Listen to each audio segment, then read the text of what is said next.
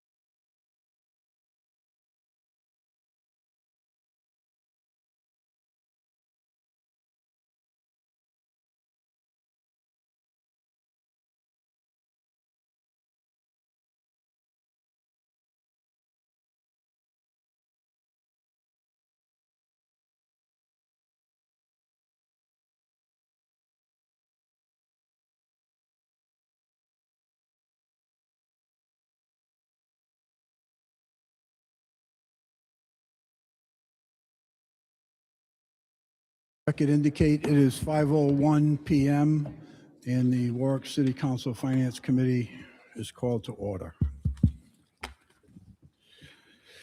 Can I have a motion for the approval of the minutes of February 9th for the Finance Committee agenda? Motion. We have a Second. motion, we have a second. All in favor? Aye. Aye, thank you.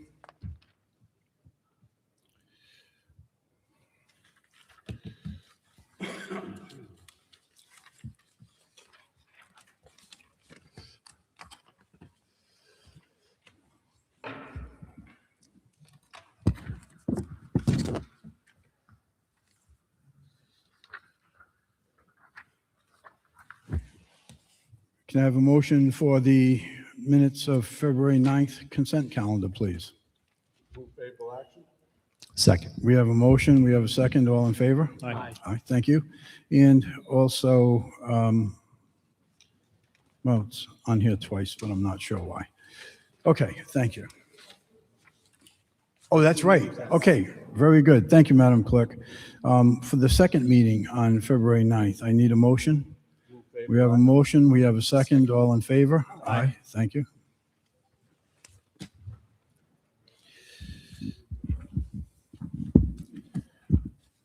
First item on the agenda is bid number 2025-011, found on page 1, collection services and rescue fees. Good evening, Kyla Jones, tax collector. Kyla, could you just speak into the mic, please? Better. Yeah, thank you.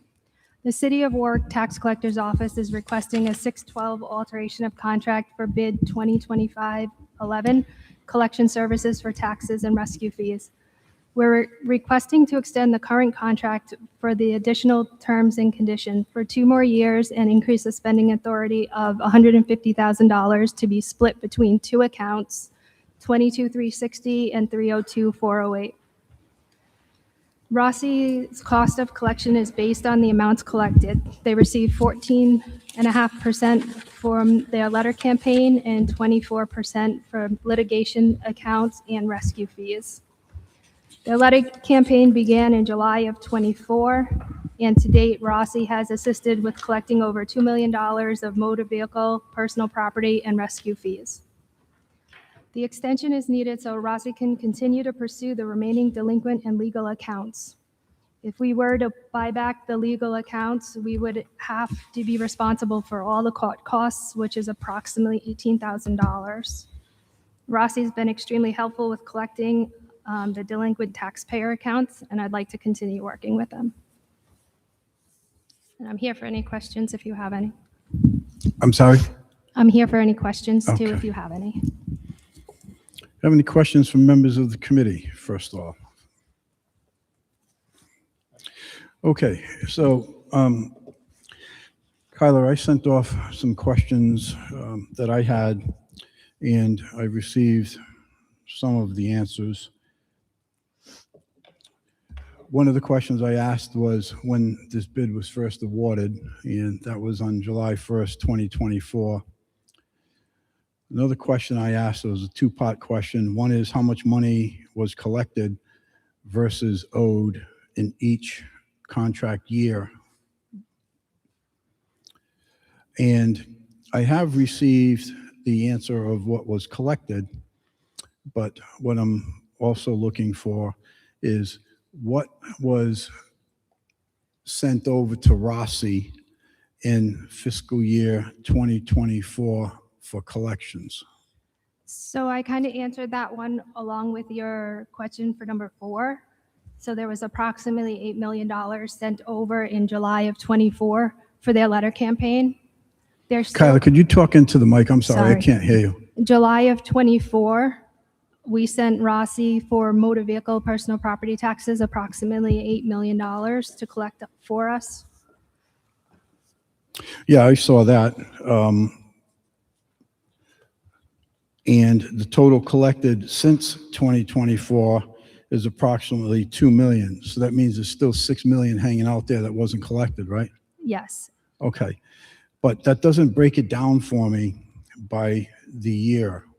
So when they started the letter campaign, it was July of '24. They're still working on that campaign. From 2017 delinquent tax bills through '21 for motor vehicle, because that's when that stopped. So there's no additional motor vehicle. And for the personal property, it was so it was 2017 to 2024 taxes. I have not sent them a new file as of yet because it would only be the 25 personal property taxes, and we're still in that current year for collection. So I haven't sent them any new accounts since July of '24. So we have taxes that are owed from 2017 that haven't been collected yet, Yes, and it's Rossi's job to collect it. yes. And why haven't they collected it? Some people, I don't know if you remember, I've come to council before for deceased taxpayers. Some has since died. They ask that we write it off. Some corporations are defunct and no longer exist, so they can't collect on them. People move and don't respond to their letter campaign. And I believe they're only licensed to file suit in Massachusetts, Rhode Island, Connecticut, and Florida. So if they move to a different state, they'd have to try to contract out someone, or we'd have to go with another company to try to locate that person. When you say we have people that move, are these people who owe property taxes? Property taxes are paid at the time of a sale.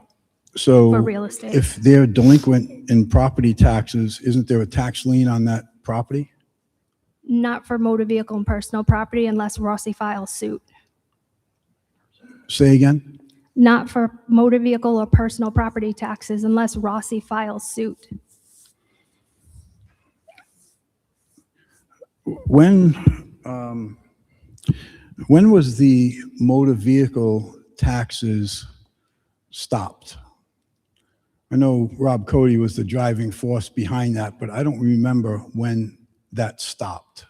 When motor vehicle taxes stop, the last bill year was 2021.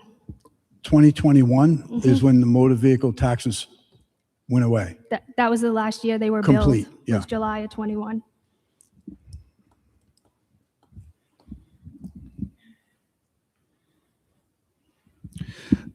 And to date, Rossi has collected approximately $2 million, right? Yes, And we have paid them approximately $300,000 to collect that. yes.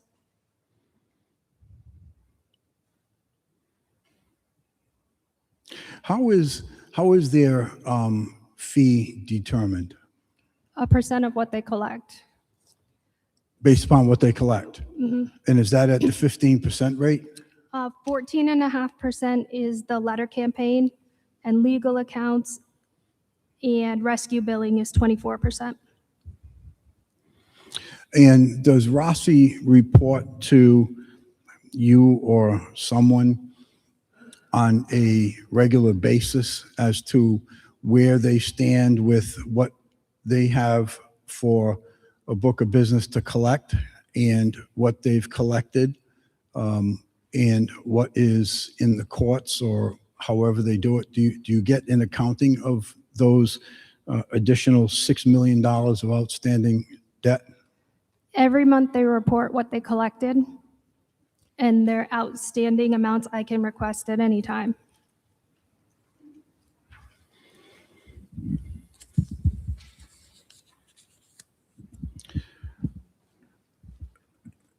It says here, and I'm not sure if you were the one providing the answers. I believe they came from the chief, but that really doesn't matter. It says Rossi currently has approximately 1.5 million rescue. So how do we end up with rescue fees that we can't collect? Aren't these rescue fees from the communities that we service or from the insurance companies? Yes, most of the time they go through insurance, but on some occasions they can't locate the person taking the ambulance, maybe they're homeless, or maybe they don't provide an accurate address.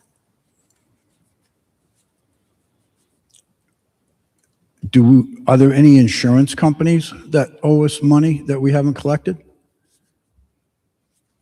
No. No. So this rescue fees, this would be from individuals? Yes. Individuals outside of the city? It could Because be. the residents don't get charged for rescue service, right? Correct. They do not get charged. They do not. Residents. So these outstanding rescue fees would be from people outside the city. Most likely. Well, that's concerning.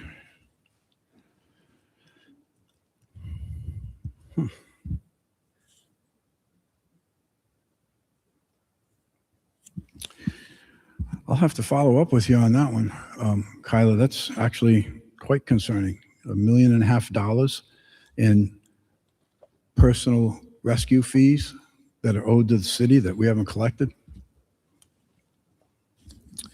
Okay, so ultimately what you're looking for is for an approval to continue on with Rossi for these collections.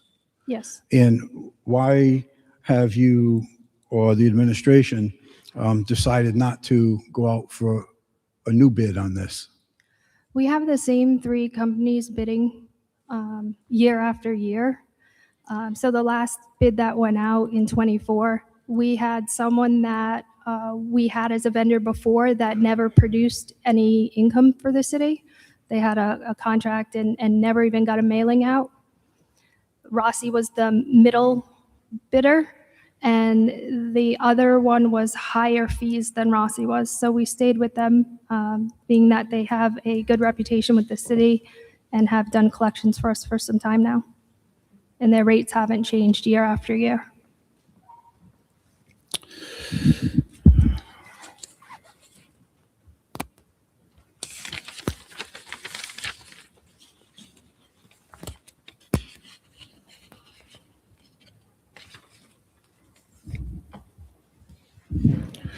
And Rossi has agreed to extend this for another 2 years, right? Yes. At the same terms and the same conditions. Yes. So this is $75,000 a year? Yes.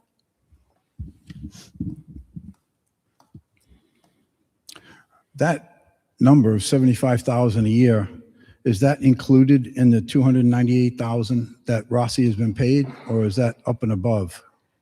So if you take the contract for a 4-year term, the total would be $520,000.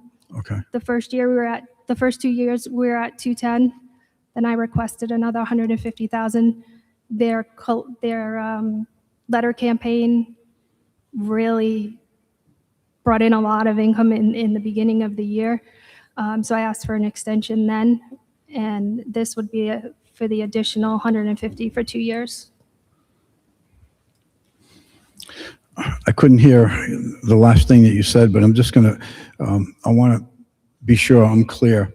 So the number of $75,000 per year, that number is dollars and cents that paid to them based upon the percentage of their commission, we'll say, of what they collect. Is that correct? That's correct. Okay. Thank you for that, Kyla. Any other questions? Any questions from, yes, Councilman Napper. Thank you, Director. These are just some questions that came to me as I'm listening to you testify tonight. When does Rossi Law make the determination, or whose determination is it when they actually file suit? They would initiate it after the letter campaign, and they've located the person and corresponded back and forth, and with no collection activity, they would then send our office an affidavit to be signed to move forward and pursue suit. So they would Once in a while, we would initiate and say, where are we with this one? Most of the time, they present them to us. Okay. So it ultimately falls on the city, makes a determination as which accounts are appropriate for suit and which are not. Yes. Okay. And then now this is just an assumption, but correct me if I'm wrong. Once we transfer the file over to Rossi, any late fees and penalties cease. Is that correct? No. They keep running Interest still accrues at 1% a month on the unpaid balance on the account. even after you transferred the debt over? Yes. Okay. And when do you anticipate to send them a new packet of debts owed? I would most likely wait until after July to complete the 25 personal property tax bill because they have everything prior to that. Okay. That's all I have. Thank you. Thank you, Chairman. Thank you, Councilman. Any questions from members of the council? Any questions from members of the council? Councilman Ricks. Thank you. I'll just need a PCR on this. Oh, sure.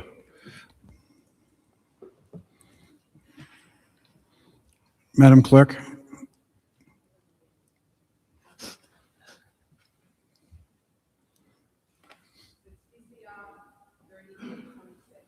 $30 what, please? Thank you. Any questions from members of the public? Please.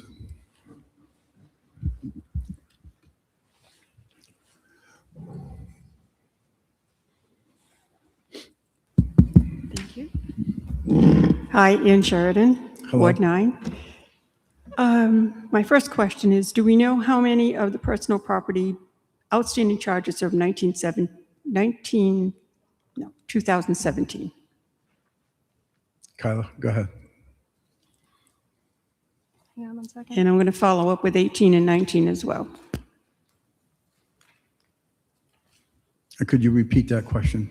So I'd like to know how many are out, how many personal property bills are outstanding for 2017, 2018, and 2019? How many are there and how much is it? Individual properties you're talking, not dollars and cents or Well, both. total properties? Yeah. Okay. I don't have the number of bills, but dollar amount, 17's about 200,000, 18's about. I'm sorry, can you say that again? 2017's about 200,000, 2018's about 207, 2019's about 250. And do we know if all of these companies still operate in Rhode Island? At this moment, no, but Rossi can give me a list of defunct corporations. And okay, so if they're corporations and they've gone out of business, are we chasing our tail? Because a few months or last year, we wrote off a lot of money, over $1 million in uncollected. These bills are 9 years old. Shouldn't we be writing off 17, 18, and 19, and then strongly pursue the current ones? And does your office do a letter campaign Yes, aggressively over maybe the city solicitor's name if we're going to Rossi? every year the collector's office sends out a delinquent list. Those don't all get responded to, and that's when we send it off to legal counsel, which is Rossi at that time, to collect for us. So how many times do we message them? Do we bill delinquents notices to Well, collect? the motor vehicle, we haven't any longer because we don't have new motor vehicle bills. Personal property, we send at least once a year. However, if a delinquent taxpayer sends in their payment, we then at that time send them a balance due notice. I just think that maybe we could do a better job of collecting, trying to push open bills. As far as the motor vehicles are concerned, how much is owed in motor vehicles? And how old are they? I took the last 10 years in doing this reporting.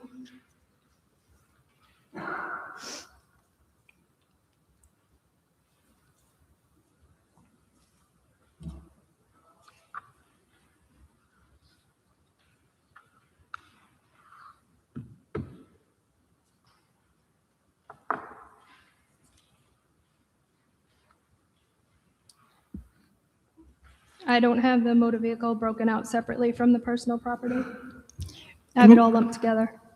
Oh, just one last question. So when Mr. Rossi goes to court, does he pick up all of the expenses out of his share, or is that deducted out of the city's share? The delinquent taxpayer has to pay the court costs at the time of the hearing. The city still gets their outstanding taxes minus the 24% that they charge for their collection fees. So the city gets all the, okay, that makes sense. All right, thank you, thank you. Thank you. Any other questions from members of the public? Kyla, I have a follow-up question. When was the last time you or the administration has received a report from Rossi pertaining to all their activities, the accounts they have, the total amounts of accounts that they have in collection, what their court activity has been, what the results are, what is dead and gone? Have you ever gotten a report from Rossi like that? Yes, some of those reports I got just this past month in preparing some of these answers for you. Okay. And the defunct corporation, deceased taxpayer, ones they just can't find, collect on. Every month when they give me their report, they also add in those individual accounts. Okay. I'd like to request a copy of the most recent report that you've received from Rossi, actually speaking to their activities, of which we're paying them so far $300,000 for. I'd like to have a copy of the report showing the activity that they have had with the city. I'm not going to take it back to 2017, but to 2024, okay? Thank you.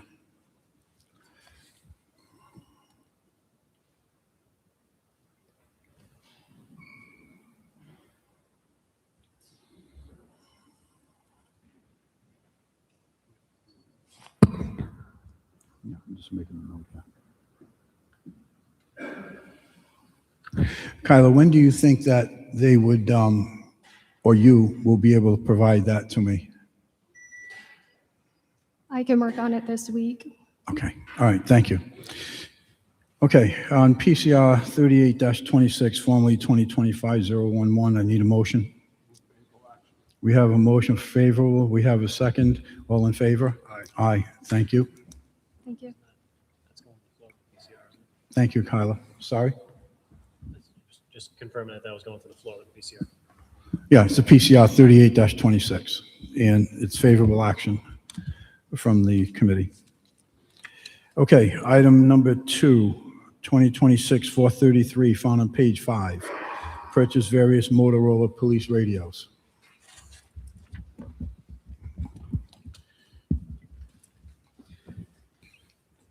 Good evening, Robert Hart for the Police Department. Good evening, Major. Good evening, sir. The Police Department is seeking a 56.6 exception to bid to purchase portable and mobile Motorola radio equipment for the Warwick Police Department in the amount of $142,981.18. This would be from Cybercom of Warwick, who is our Motorola dealer for the region. This request is centered on our department's need to continue transitioning from an aging analog radio system to a modern digital platform. The department started this process in 2023 with major upgrades to our radio infrastructure. Digital radio technology provides significantly improved audio, clarity, reliability, and overall performance. In addition, a digital system allows us to meet the FBI's CJIS expectations for secure communications. The ability to implement 256-bit secure communication is becoming the standard nationwide. Many of our current radios do not have this capability and will not support a future transition. The radios included in this request are fully compatible with our existing infrastructure. It will allow us to gradually modernize our inventory, replacing outdated equipment while preparing for future compliance requirements.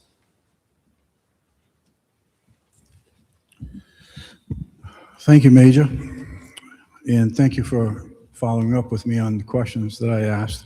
There was a couple of questions that the Chief of Staff followed up on that you weren't involved in. And one of the questions I asked was, how did you arrive, or how did whoever arrive at that number of $142,981.18? And essentially what I received was what's in the binder that adds up to $142,981. I asked the question for a reason, because there is a problem with the numbers, but no one took the time to dig into it. So let's just straighten it out right now. The number that is on our sheet right here, showing all our bid items, as well as the dollar and cents issue on page 5 in our binder, it has $142,918.18. And that is not correct. What you have requested in your request, Major, is $142,981. So before I go on with anything else, Madam Clerk, I need another PCR for this, please. Thank you. PCR 3926.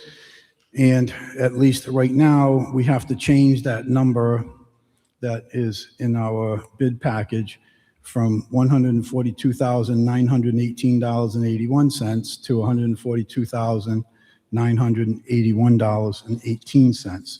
That is the number that you need, right, Major? Okay. Correct, sir. Okay. So let's get that fixed.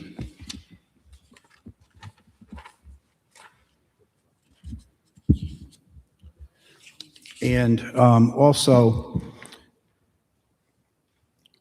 these numbers that I was working on, as was pointed out to me on Easter Sunday, which is true.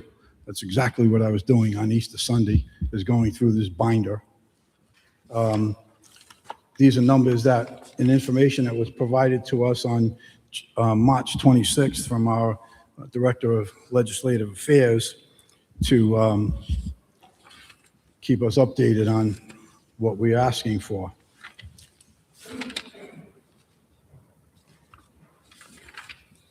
Bear with me, Major.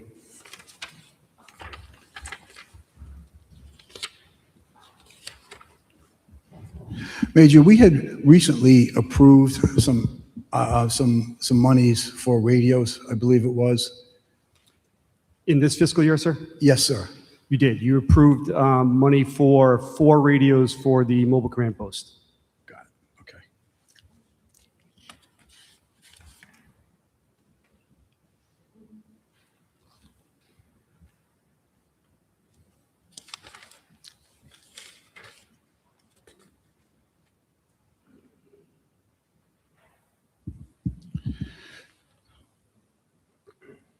Major, one of the questions that I had asked, and I don't recall if I got it or not, how much has, percentage-wise, has those radios increased over the last 5 years? It's gone up and down dramatically. That spreadsheet that we sent you had the prices on there. And I believe, let's see, just for an example, in 2021, a portable radio was approximately $2,000, $2,074.50. For the record, Major, excuse me to interrupt you, I do have that spreadsheet that was sent out to me earlier this morning. I'll be honest with you, I need you to read it because it's so small, I can't read it. Well, that makes 2 of us because it's printed up pretty small for me, but I'll try my best. I'm glad it wasn't just me. Yep. It was great on my computer screen, not so much right here. But If it anyway, was sent to you that way, now I feel better that it was sent to me that way. Thank you. Anyway, 2021, a portable radio was approximately $2,074.50. It went down the next year a little bit to about $1,700. And then back in 2023, it jumped dramatically to $2,867.93. And it's going up again to $3,008 and I believe 7 cents. And now because they've discontinued that radio, we're up to about $4,700 a radio. So the prices have just continued. Other than that one dip that 1 year, they just keep going up. And from what I see and learn through some of my own research, it doesn't make any sense financially to start switching over radios. It doesn't, because then you have to buy different chargers, different speaker mics, different software to program them. We're very content with Motorola. We did try a few Kenwoods last year, which do have good audio quality, but they're bulky. The cases don't hold up as well as the Motorola's do. Motorola's just the workhorse radio. It's the truth. It is what it is. Well, thank you for that, Major. Any questions from members of the committee? Councilman Napa. Major, I'm sorry I didn't ask this question earlier, but the purchase of these, they don't come with a warranty for kind of, I mean, you guys are out in the field running around doing your thing. I imagine these fall sometimes and get broken in the field is just part of the ordinary course of business. I'm assuming they don't offer any sort of warranty for that sort of damage? For wear and tear like that, if we were to drop it, no, but we have service contracts that we can get them fixed. The warranty is for internal defects. Yeah. So if the chip inside of it goes bad or whatever, or the antenna breaks without us wear and tear, then they would fix that. But when we break, we have to fix. The normal wear and tear pieces like the antenna or the knobs on the top, I imagine those fall off fairly often. Those are pretty readily available to replace those at a low cost. They are, and you wouldn't believe it, but a antenna for a multi-band portable radio is $130. I believe it. Yeah. That's crazy. All right, that's all I have. Thank you, Major. Thank you. Thank you, Councilman. Councilman Muto. Hi, Major. Sir. What line item is this coming out of? 3271, which is the radio budget. Okay. Recently, you received, the department received communication grant money. Is this eligible for that grant money? It's not. The grant money only covers interoperable radios, which covers the City of Warwick system, the state system. These are just for the City of Warwick system. But the radios that we are going to get for them are going to be a big help. Okay, thank you.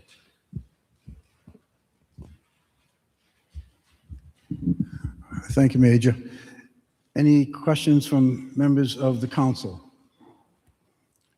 Any members of the council have any questions? Any questions from members of the public?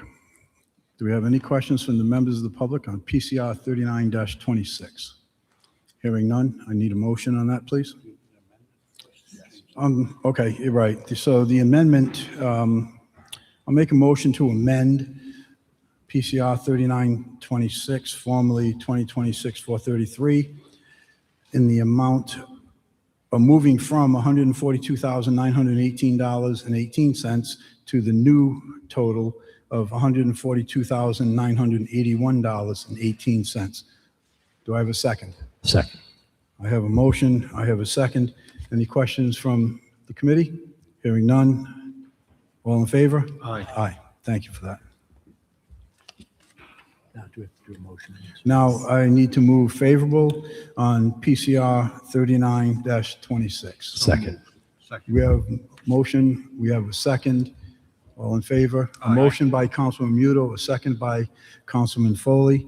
All in favor? Aye. Thank you. Next item is 2027-004. It's item number 3. It's found on page 13 of Janitorial Services for Department of Public Works. Good evening, Kristen Moretti. Supplies, sorry. I'm sorry, janitorial supplies. That's okay. Kristen Moretti, Public Works. We are requesting to award this bid to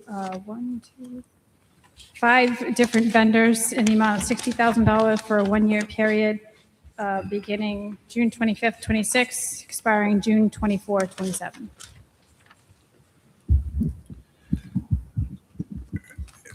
Thank you, Christie. So you have five, excuse me, 5 line items that you're going to be drawing out of.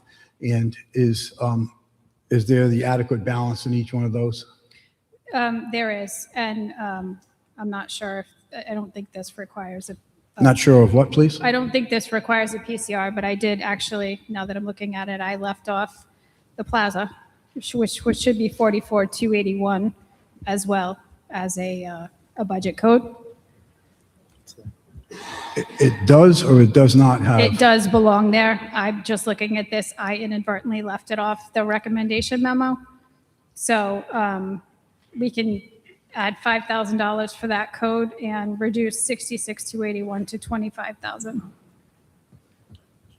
But all in all, the award will still be the same at $60,000. Okay, so you need us to change these numbers? I don't think it requires PCR, but I'm not sure.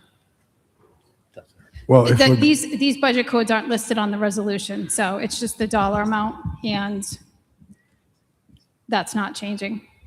Okay, so for some reason, I'm having a hard time understanding things this evening through the room. Let's start with 41,281. Is that amount still 7,500? Yes, 42,281, is that still 7,500? yes, 66,281, still 30,000? 25,000, That's going to 25,000, yes, okay? And 70,281, is correct, that's 10,000. And 65,239, also correct. that's also correct.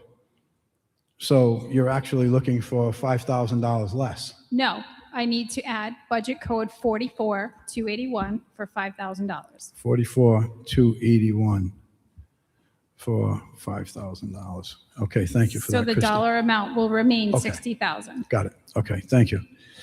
To the city clerk, I'm sorry, city council, do we need to make any PCR changes to this? The 60,000 stays the same. It's simply the categories that she's looking to withdraw from.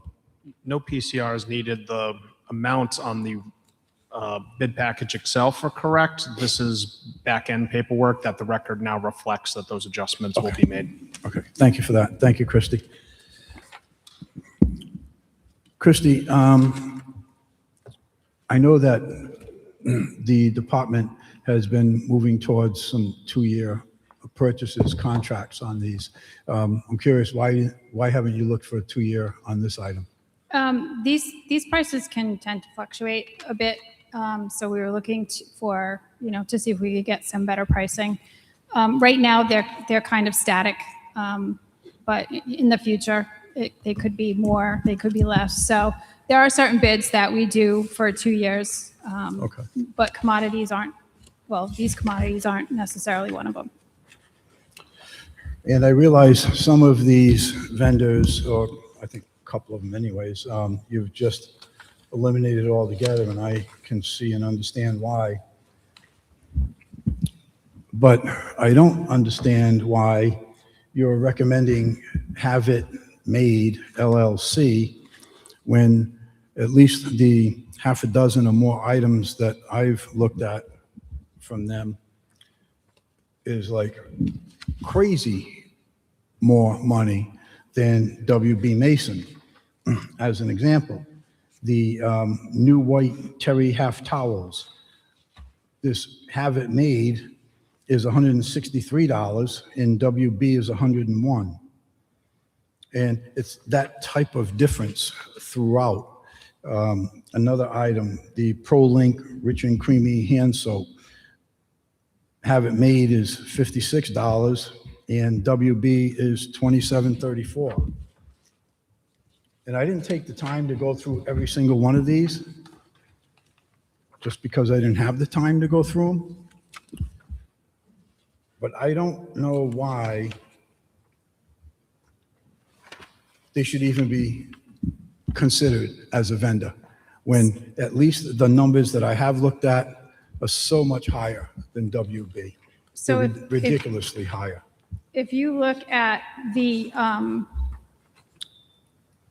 recycled terry towels on WB Mason, or even the cotton rags, the 50-pound box, and I don't know if you can see it, it is very small on the side, but they're sold as 25-pound boxes at 101 Say that again? on WB Mason. Yes. Either one of the rags that are on this bid for WB Mason, on the side, there's an asterisk, and it says sold as 25-pound.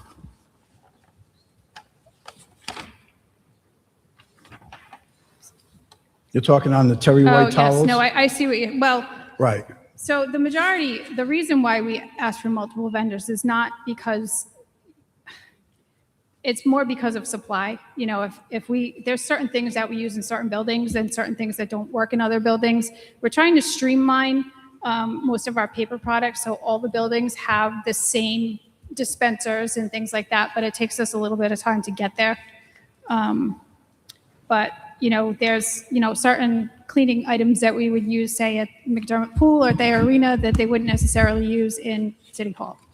So that's why we have multiple vendors, then we'll go by price, then availability. So we always buy from the cheapest vendor first, and then, you know, if we need it, if we have a more immediate need, or if we can wait, depends on the delivery. So that's why we're asking for multiple vendors. At the end of the day, we are always going to go with the least expensive vendor. Well, the items that I'm looking at are, it's not like these are, you know, high-tech items or items that, you know, are not on the shelf at every grocery store or at Salk's or any other place for that matter. And to even consider a vendor who is so wildly priced on, as an example, Drano, Max Clog. If WB Mason doesn't have it, I'm sure Stop and Shop would have it. This company right here, this Have It Made, is $114 for a case, and WB is $28.42. This company makes no sense whatsoever. I don't think that this should even be included. You have other vendors, you'll still have 1, 2, 3, 4 other vendors for basic everyday items that just come off the shelf at any local store. So to even have them in makes no sense to me whatsoever. So do you have a problem with removing them from this bid? No? Thank you. Okay. And I have no idea who that company is, by the way. I'm just going simply from a business perspective. I know I certainly wouldn't include them when they're so much higher than someone else. Any other questions? Yes, Councilman Foley. Yeah, all right, we can do that right now, sure. Madam Clerk, PCR, please.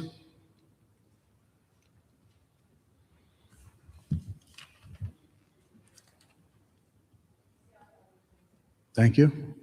PCR 4026.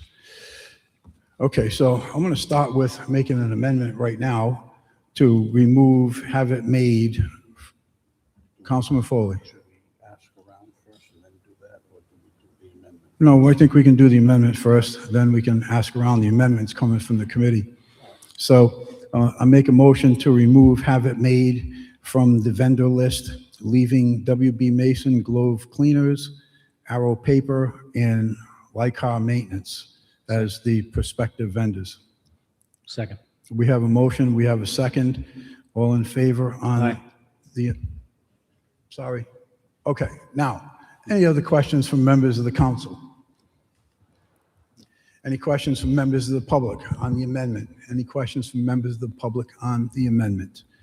Hearing none, I need a motion on the amendment, please. Favorable action. We have a motion, we have a second. All in favor on the amendment? Aye. Aye, thank you. I need to have a motion on PCR 40. Madam Clerk? Okay, sorry, yeah, I know. I get the same exact thing.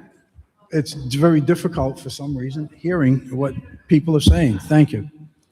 Okay, We have, I need a motion on PCR 40-26 as amended. Move favorable action. We have a motion favorable. We have a second. All in favor? Aye. Thank you. Thank you, Christie. Next item is a revenue item. So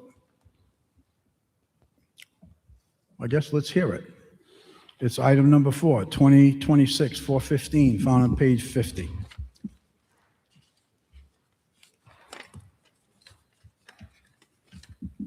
Good evening, Tom Rourke, Greenwood Credit Union, City Hall Plaza.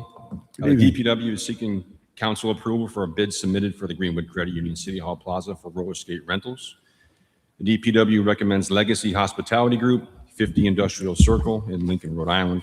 Legacy Hospitality Group has been in the hospitality industry for over 20 years with the experience in operating public-facing, recreational, hospitality, and event venues with a particular focus on ice and roller skating rinks.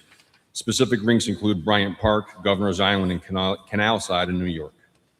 Legacy Hospitality will be able to provide the city a service with their functional expertise with the skate rental industry. They will bring a turnkey operation, saving the city money in staffing and equipment costs. The agreement with Legacy Hospitality would be for a 12% profit share for the city for skate rental purchases only, and the skate rental would be $6 per pair, coming to 72 cents per rental.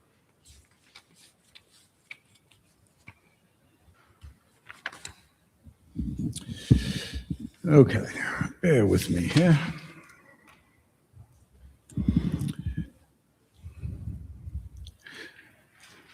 Okay, so everyone's clear. This is for roller skate rental services. This will be for the City Hall Plaza. And at least as of the time I left my office, I don't recall receiving answers to my questions for that item. Chief, I'm going to direct this to you. Did you have a chance to get the answers to those questions? I know I just sent them off on Easter Sunday, but did Yes, you have an Councilman, they opportunity? came in around 3:30 and I got sidetracked, so I didn't have a chance to send them to you. Yeah, no, that's I okay. figured we could answer them now. What's that? I figured we could answer them now. Sure. Go ahead. The first question was total operational expenses, including all utilities. Let's start with that. So I received this from the finance department this morning. So all operational costs year to date is $121,290. It's what, please? $121,290. 200 and what? 90. 90. Okay. But we don't have a breakdown of things that I've asked for in this item, right? Individually. I have like salaries, overtime. Some of the things are missing as far as utilities on here. How about snow removal? I don't believe is accounted for. That would have to ask Lynn specifically. Somebody had to plow the snow out of there. We don't break down snow removal for any Okay. department. Okay. Propane gas, is that part of it? The 121,000? Yeah. Okay. And I can understand where in such short notice you wouldn't have the other items, but I would be looking to get those. And how about total revenue from the day that opened to current day? To the last day. So that was $62,404.45. All right, so total revenue is 62,404. What is the average skater total per day? 101 people. 101 people per day? Yeah, you guys, an average is what you were looking for? Yeah. Right, I've understood. Yeah, about 100 people a day. How do you track that? So I have the Clover system, so that'll track general admission, children, seniors, veterans, so we can see how many come in.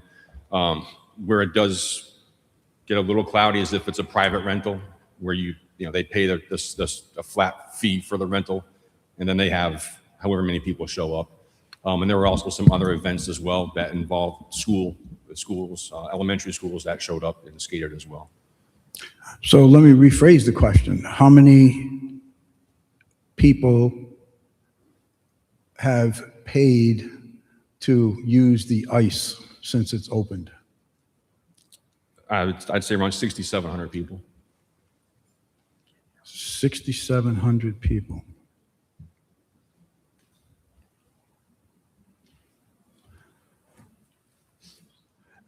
And how many actual days have we had that this ice rink is open? It's been 67 It's been open 67 days since operational days. operational days.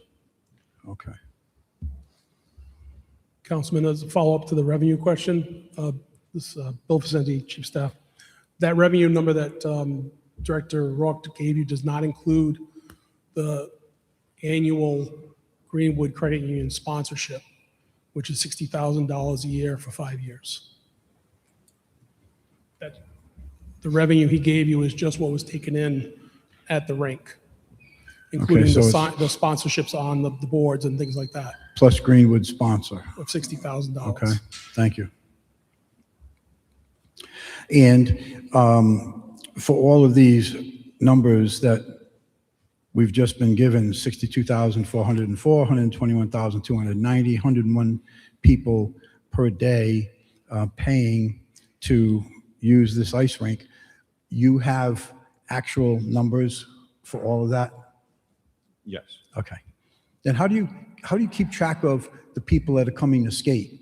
They buy a ticket, is it a ticket receipt? Is it, is there a counter, or how does that all work? Yeah, they get the receipt. We also hand out a wristband, but the system itself will track how many general admission, how many children admissions. The Clover system itself tracks that data.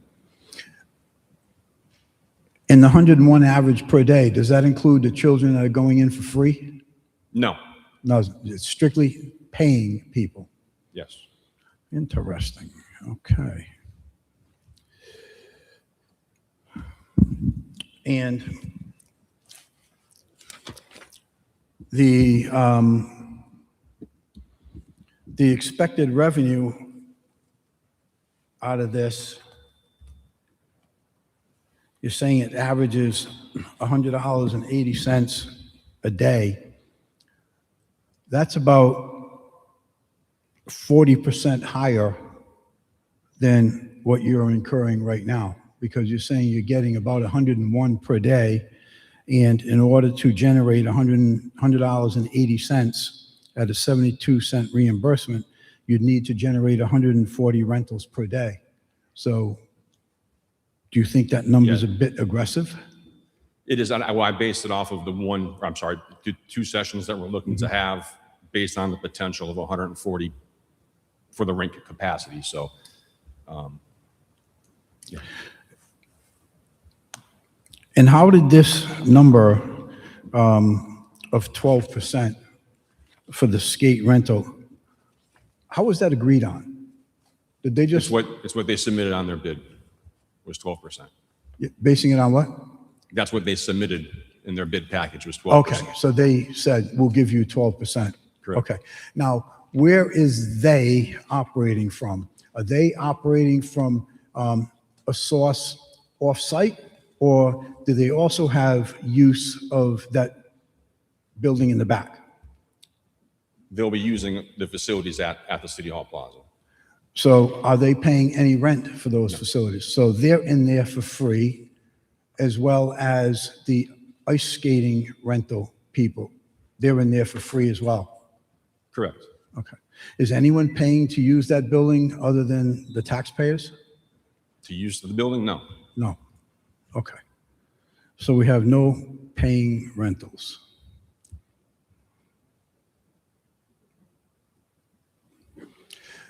Is the space that the roller skating folks are using, is that a different space than the ice skating folks are using? No, same. Same space. Okay. Okay.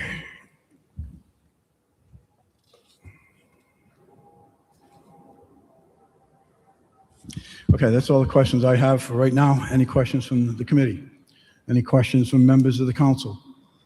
Any questions from members of the public?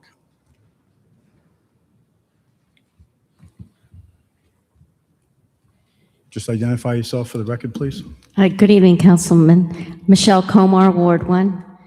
I'm not singling out this expense per se, but I want to keep coming up to the mic and ask, is this all in our last year's budget, or where's this money coming from? Chief?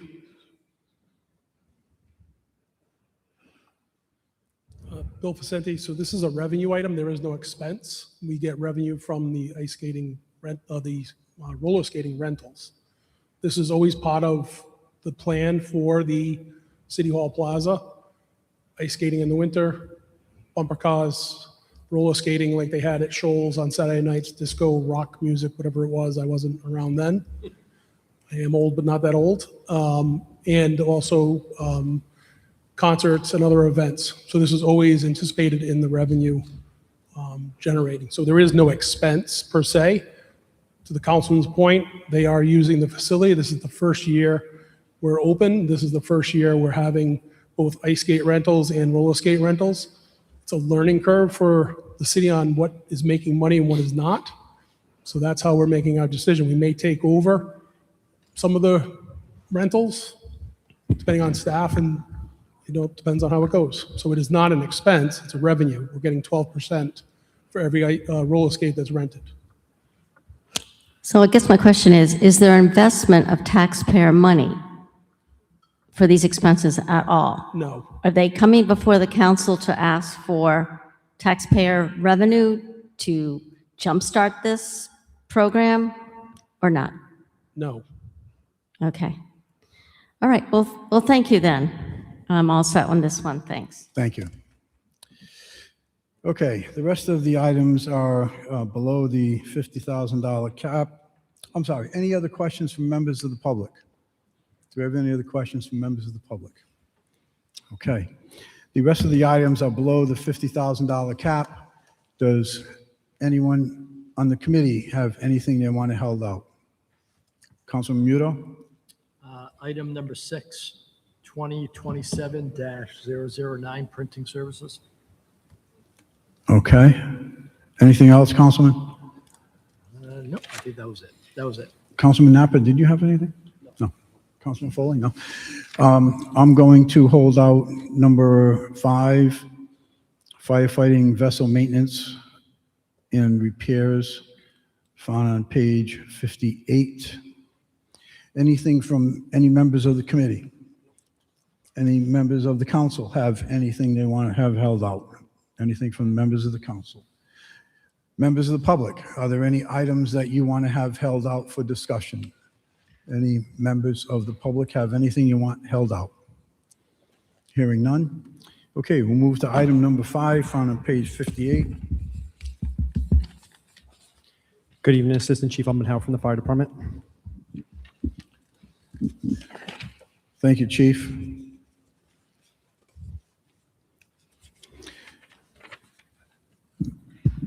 Also, thank you for answering my questions so promptly. I think, as we've said time and again, you pretty much anticipate what my questions are.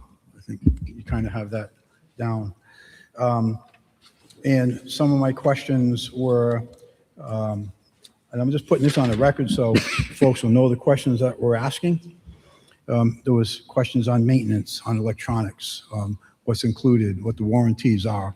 One of the items that caught my attention was the Glendenning synchronizer, and I was questioning what vessel the fire department could possibly have that requires a Glendenning synchronizer, and you provided that information.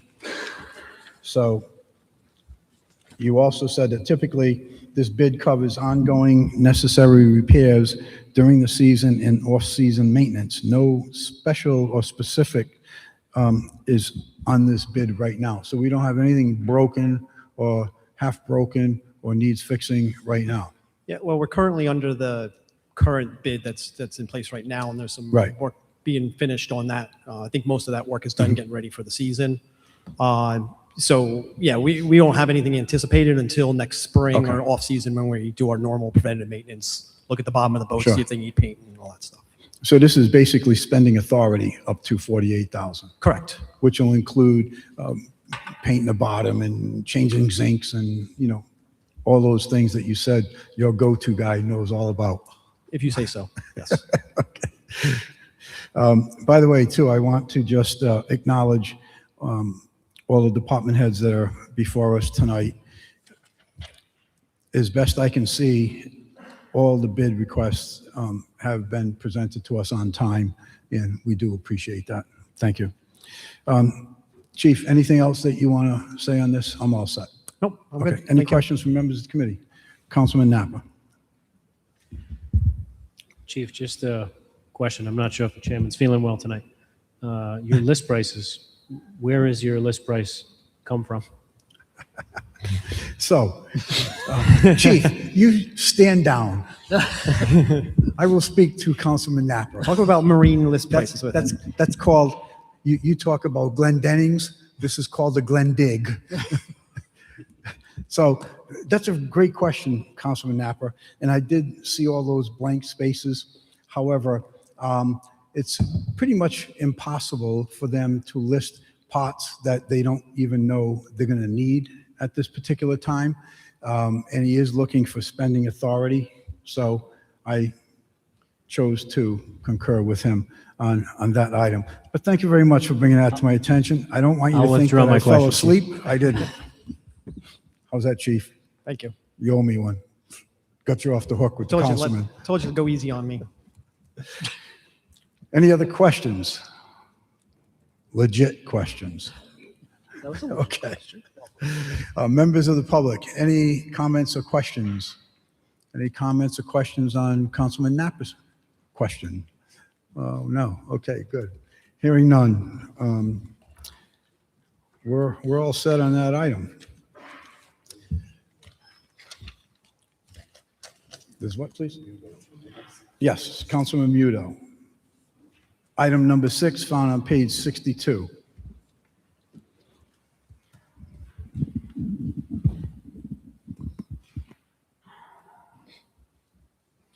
Good evening, Jerry Willett, Water Department. Hi, good evening. Thank you. More of a clarifying question. The spending authority or contract award is for 30,000, but the bids come in at 24 change. So it looks like you're asking for about 23% more spending authority than the bid you're recommending. Correct. We weren't sure what the bids were going to come in, so we went with best guesstimate. Okay. Yeah, postage is, it's pretty self-explanatory.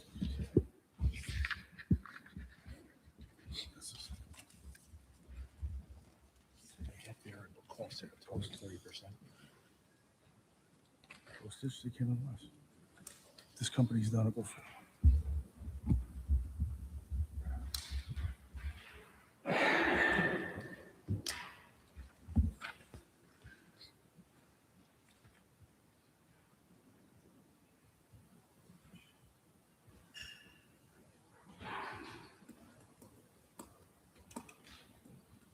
Estimate. So, go ahead, you can answer that. It's based on postage. So it's based on unknown postage costs. The postage could change based on 2025 mail count of 26,425 records. I'm sorry, can you repeat that? I can't hear you. Yeah, the postage could change. The postage is an estimate based on 2025 mail count of 26,425 records. Okay. Did the company provide postage costs as of a certain date? Yes, there's an estimate right here. They put in a bid. And so what I'm saying is that 23% over the total bid is actually higher. It's closer to 40% higher, maybe 45%, just if you're using postage as the reason why. I get it. I do a lot of mailing myself. So 10% is usually reasonable unless there's a surge. I'm just questioning why the spending authority is so much higher on the total bid versus what was asked. And postage right now, I know everything's going up, but postage is gonna go up 23%, actually more than 40%. Councilman, it's also based on the number of units. So if you look on their cost was based on the 2025 mail count of 26,425. The estimate is for 27,500 pieces. So postage is the variable. They really can't bid on postage, you mentioned. So that's why he's asking for a buffer. If obviously we don't spend the postage, we're not going to spend it. So No, I get the buffer, Chief. The buffer seems to be very buffered. Could use a little Ozempic, I think. So the other bid that came in was $24,673. So that $30,000 was what we figured about right. We don't know what the price is going to come back until it goes out to bid. So the $30,000 was the worst case scenario. And it kind of, justifies it because we got two bids. One of them was for $24,673. Oh, no, I get that. You got two bids. You're awarding it to the low-cost provider. And that low-cost provider is a number. But then you're adding a 23% premium on a buffer. My question to you and my statement is a 23% buffer on printing and postage cost is a wide buffer. So my question is, is it more acceptable to have a 10% buffer than a 23% buffer?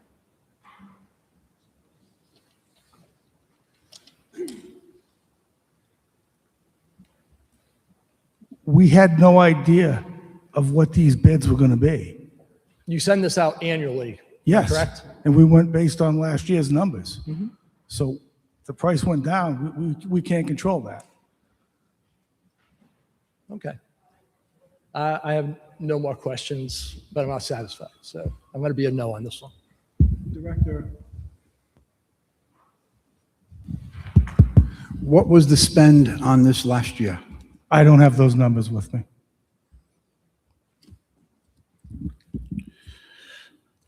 Okay, that's a question that we ask at every single meeting. Based upon Councilman Muto's questions and answers provided, and the fact that we don't know what we spent on this last year is going to make it very difficult for me to determine where I am with this. Am I at 25? Am I at 30? Because we don't know what we spent last year.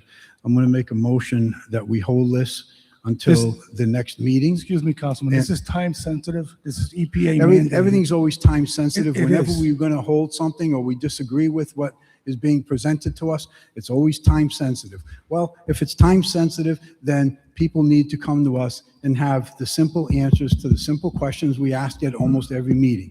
And if it's not that time sensitive, then I'm not going to worry about it. So, sure, go ahead. Francis Gomez, Purchasing Director.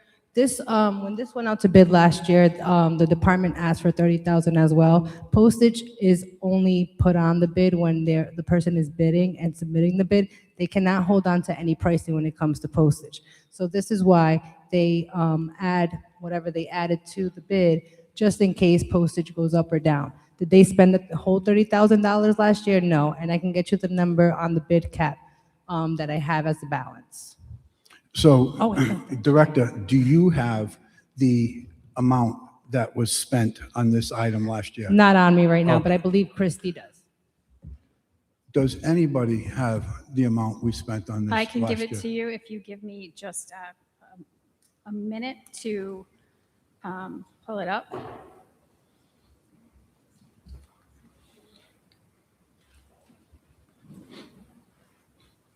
I'll tell you what, to give you time to look this up, I'm going to make a motion that we send this to the floor without a recommendation, and we will wait until that time to get the amount that we spent on it last year. Would that be helpful, or do you have it? I can give it to you right now. Okay, thank you. What is it?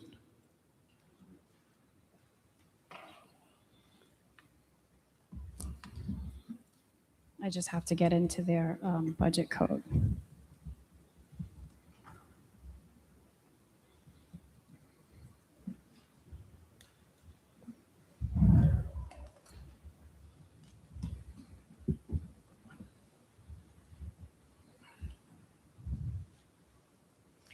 So the, last year, it was $19,191. Oh, hold on, that's not the right one. Oh, my apologies. That was for Nope, one that's- year? Nope, that's not the right No, one. it can't be the right number, Nope, because hold now on. you're looking at 40 grand.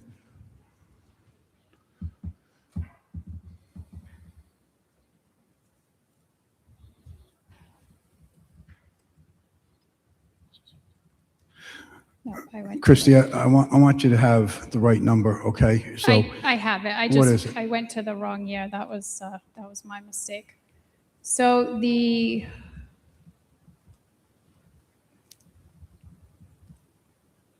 sorry, I don't, no, nope. I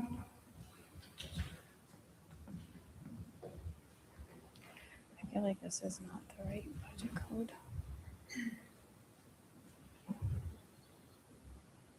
I apologize. It's not, had I known, I would have been more prepared for this.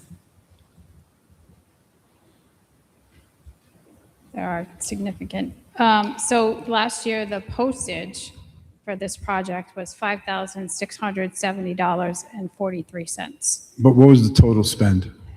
And that is in a different budget code. So it comes out of two different budget codes because water has because they're enterprise funds, they have a code for postage, and then they have a code for the printing and mailing. So, and I believe the postage actually has also gone up a bit this year, or sometime within the last year.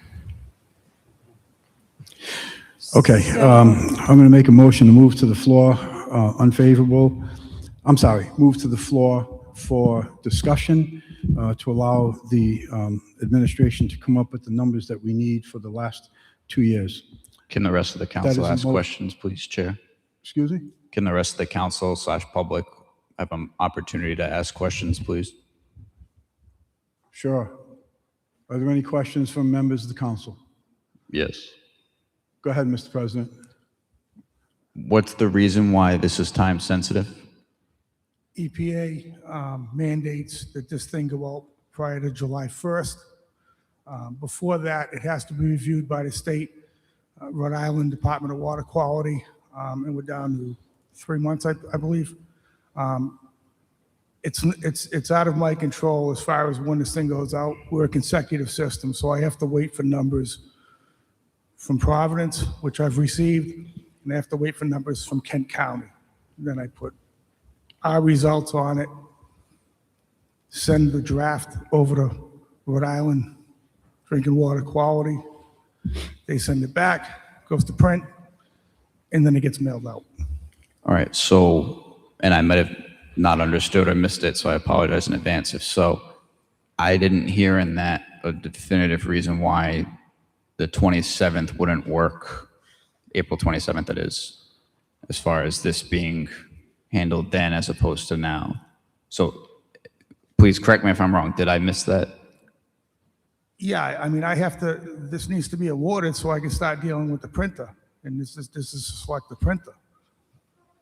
And you're saying that if this is not awarded now and is instead awarded on the 27th, that you will be prevented from complying with the EPA deadline in July?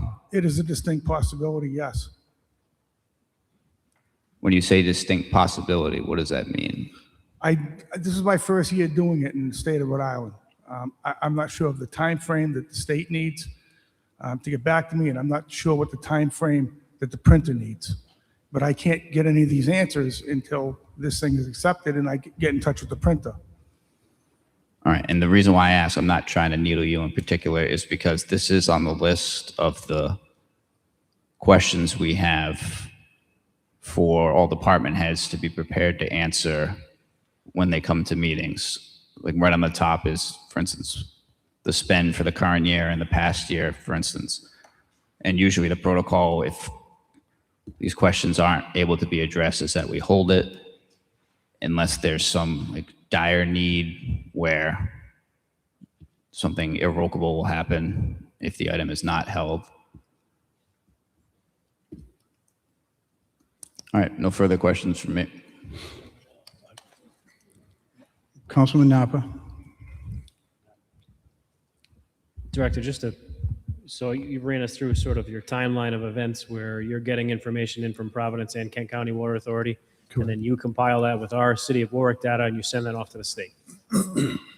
Send it to the printer comes back with a draft, So then you- it goes to the state. You have to send the final draft of the printing to the state, or are you just sending them your raw data to be able to be included on a? No, I have to send the proof, as you call it, to the state, and then they approve it. It's a courtesy. The state, it's a courtesy. They want to make sure everything's on Well, it. is it a courtesy or is it required? That's two very different things. I believe it's Because a you just courtesy. testified, well, I believe is not good enough. You just testified that it was required. Now you're telling me it's a courtesy, and now it's an I believe. They are very Okay, different. so this is my first time doing it. I did do the Q&A with the state, and the state requested that we get these things over to them as soon as possible so they can review them. Okay. It was a Zoom meeting with hundreds of people, and that's the information I have. That's all I have. Excuse me, Councilman Bill Facenti, he testified, well, not really testified, it's not really a court, but he said that it's an EPA federally required, not Department of Health, drinking water quality. It was not a requirement. That's what he said. It was a requirement of the EPA that we put this out for drinking water quality. You have to remember, we don't produce our own water. We're buying it from Providence and Kent County, so we have to rely on them to get us their numbers before we can put this item together. So I'm not really sure what the main issue is on awarding this now. If the spending authority, we're asking for spending authority to produce a brochure that tells the residents of Warwick what their drinking quality is. If we don't need all the spending authority, we're not going to spend it. It's just the authority to spend. We have the bid, it's the postage that's the unknown. I'm really not sure why we're discussing this and holding it when it's just a spending authority. Councilman Napa, you have anything else? I think it was clear that the issue is that the 40+% increase on the postage is the point of contention here. And I understand that you presented this opinion letter, your position paper, prior to getting the bids back. But I think what you're missing is the fact that we can amend appropriately after the fact to create a spending limit that's appropriate. Now, I know that the chief seems to have some sort of feeling about the word testimony, but what you seemed to have described to us was that there was a necessity to send it off to the state. If that was a mischaracterization, then that's fine. That's all I have. I'll support a hold on this. May I interject here? Sure. So I'm going to request to amend this award. Last year, the postage was $5,673, and the printing was $5,573 for those two portions. This year, looking at the bid that was submitted by Graphic Image, the bid price to produce the pamphlets for items 1, 2, and 3 is $5,743. So that would be the printing portion. And then for the postage portion, based on they did the mailing last year as well, $26,425. We're going to reduce the postage portion, I would say, to $7,000. So all in, I would ask for amend it to $13,000. So you're looking to amend from 30,000 to 13,000? Yes. Okay. So let me speak to some of the comments. I'm like up to here with, we have this time schedule. We have this delay, lose it, don't get it.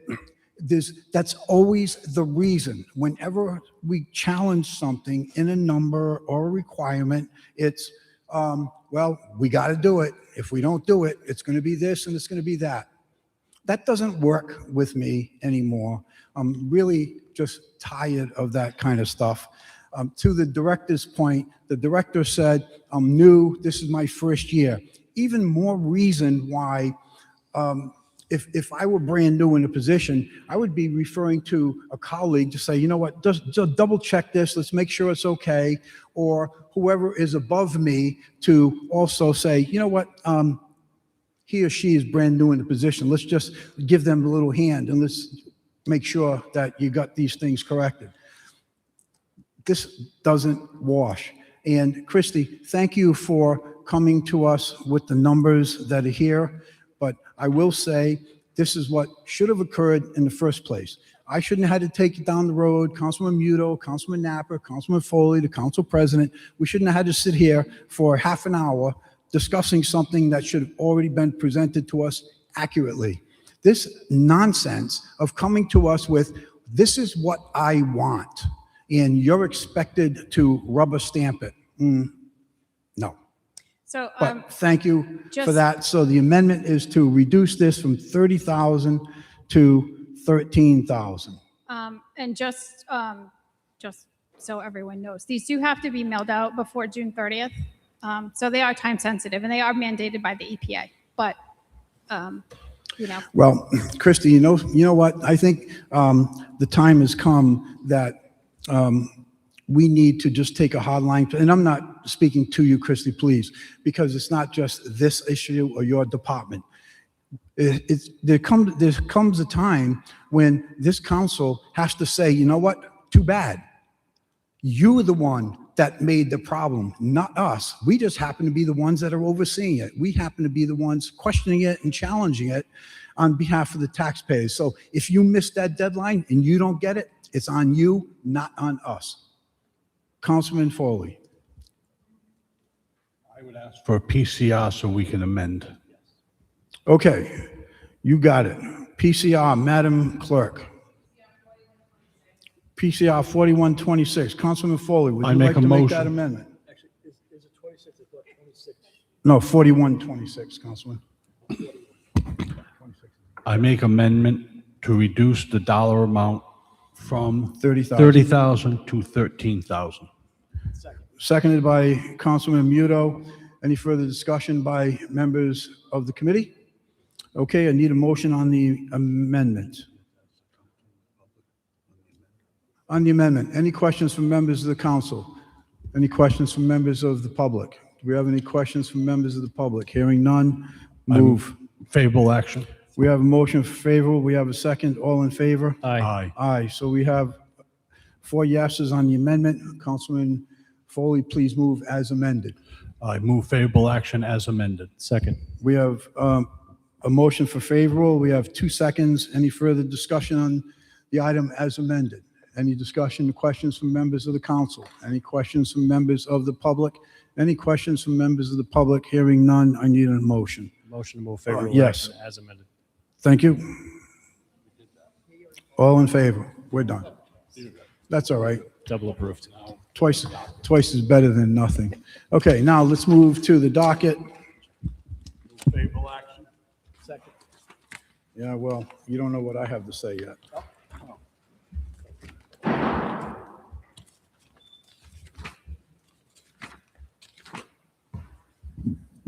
Okay, the item is PCO 4-26 for second passage, an ordinance amending Chapter 56 of the Code of Ordinances relative to small purchases for, what?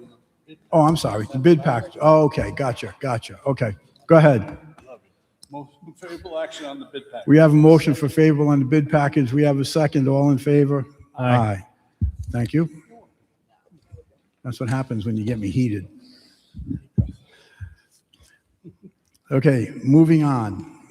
Item PCO 4-26, an ordinance amending Chapter 56 of the Code of Ordinances relative to small purchases. Just for the benefit of folks who were not here at the prior meeting. Okay, say what? I can't.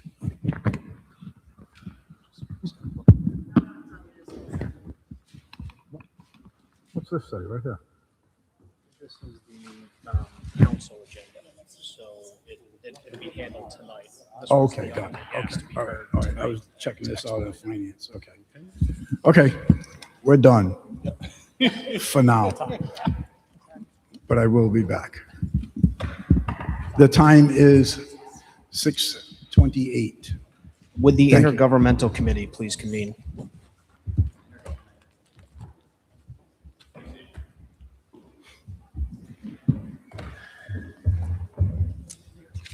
Thank you.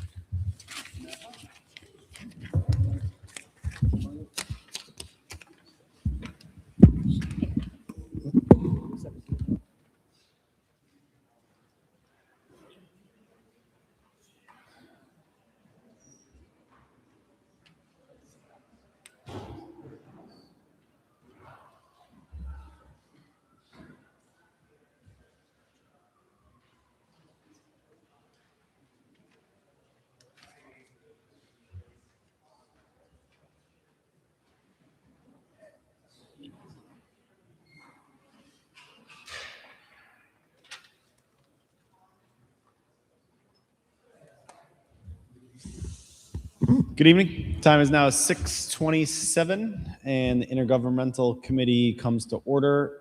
We have two items of business. First is the acceptance of minutes from the committee meeting held on March 23rd, 2026. So I have a motion. Motion to move favorable action. Moved and seconded. All in favor? Aye. Aye. Aye. Okay, next up is an appointment.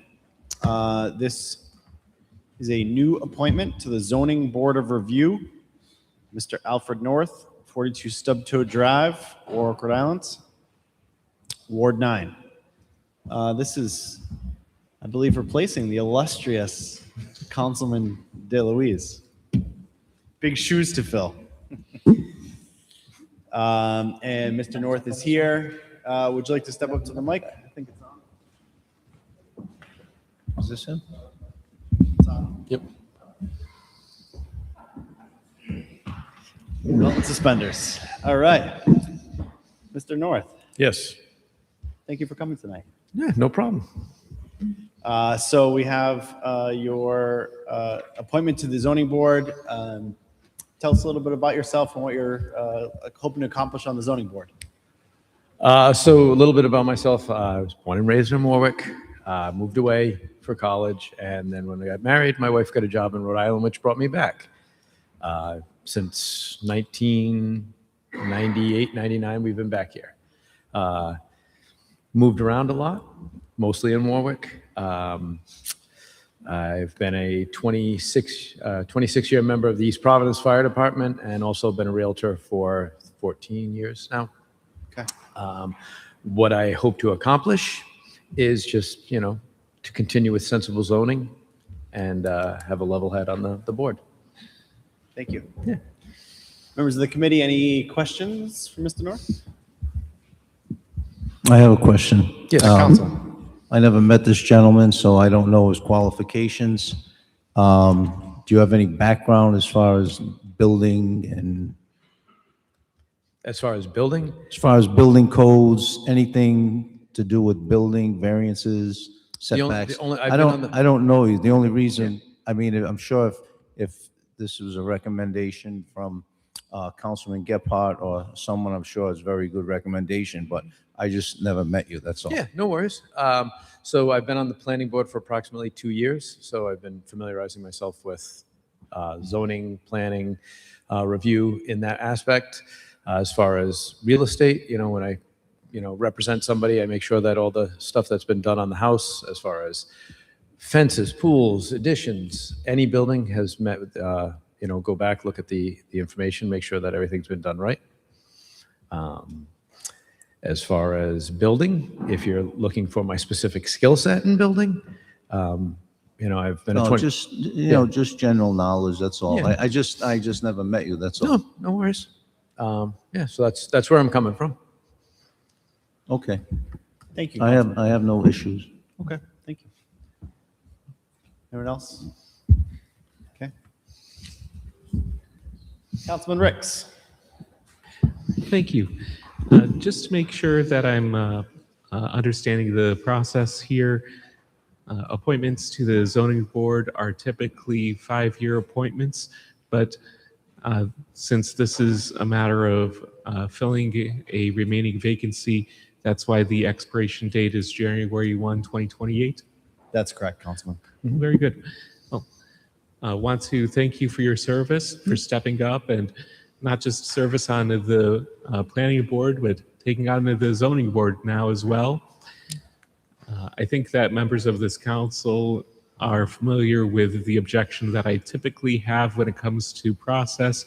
I'd say that this is actually an exception to that because it's filling in a term that's not a full term. So I certainly have no objection to the process here, nor, of course, to the appointee. And thank you again for stepping up and doing this great work. Thank you. Thank you, Councilman. Yeah, absolutely. The zoning board is a busy board, one that you will have, from time to time, contentious issues that you have to wade through, and similar to what we do, hear the feedback from the public and from the petitioner and from the city, and make a fair and equitable judgment. And I have confidence that you'll be able to do that. Councilman Lattiser, sorry I didn't see your light on earlier. Yeah, thank you, Mr. Chairman. It's fine. Thank you, Mr. North, for stepping up and offering your services. It's always a good thing we have people volunteering for this. I see that you have had and continue to have an active schedule. And with that said, in your position on the zoning board, oftentimes it requires you as a member of the zoning board to visit these various sites or places where people are looking to get relief from the zoning board. Does your schedule allow that time to take place? As much as anybody else's, I do work. All my children are of adult age now, so it's not like I'm running to baseball or anything like that, so my nights are free. I am on the fire department in East Providence, like I said, but I am in an administrative position. I'm the director of training and safety for the department, so I don't work nights, I don't work weekends, and I don't work holidays. Okay. How long have you lived in Warwick? So I grew up here. I was born in 72. I moved away for college in 1990. I stayed at college till 94 in Vermont. Met my wife. We lived in New Hampshire, and then we moved back here when she got a job in 1919. Very good. 1999, sorry. Very good. So you moved away for love and money, and you came back for love and money. I met her in college, so I moved away for, adventure and, getting an education, and she brought me back. I was living on a mountain and stuff up in Vermont, so. All right. Well, again, thank you for your willingness to serve. It's appreciated. Appreciate it. Thank you, Mr. Chairman. Thank you, Councilman. Seeing no other lights, anyone else have any questions? Last bite at the apple. Do we have a motion? I apologize. Do any members of the public have any comment on this appointment? Seeing none, do you have a motion? Motion to move favorable action on approval. Second. All in favor? Aye. Aye. Welcome to the zoning board. Thank you. All right. There being no further business before the intergovernmental committee, we adjourn at 6:35.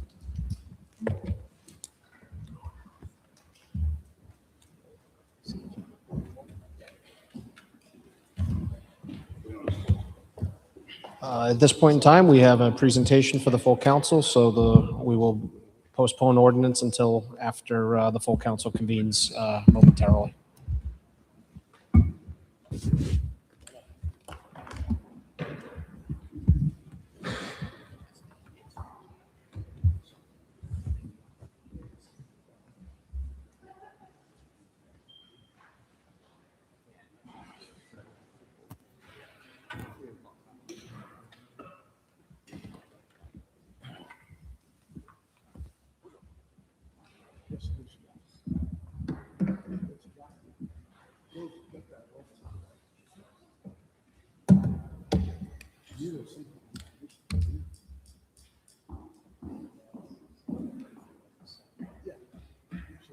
Hey, how we doing?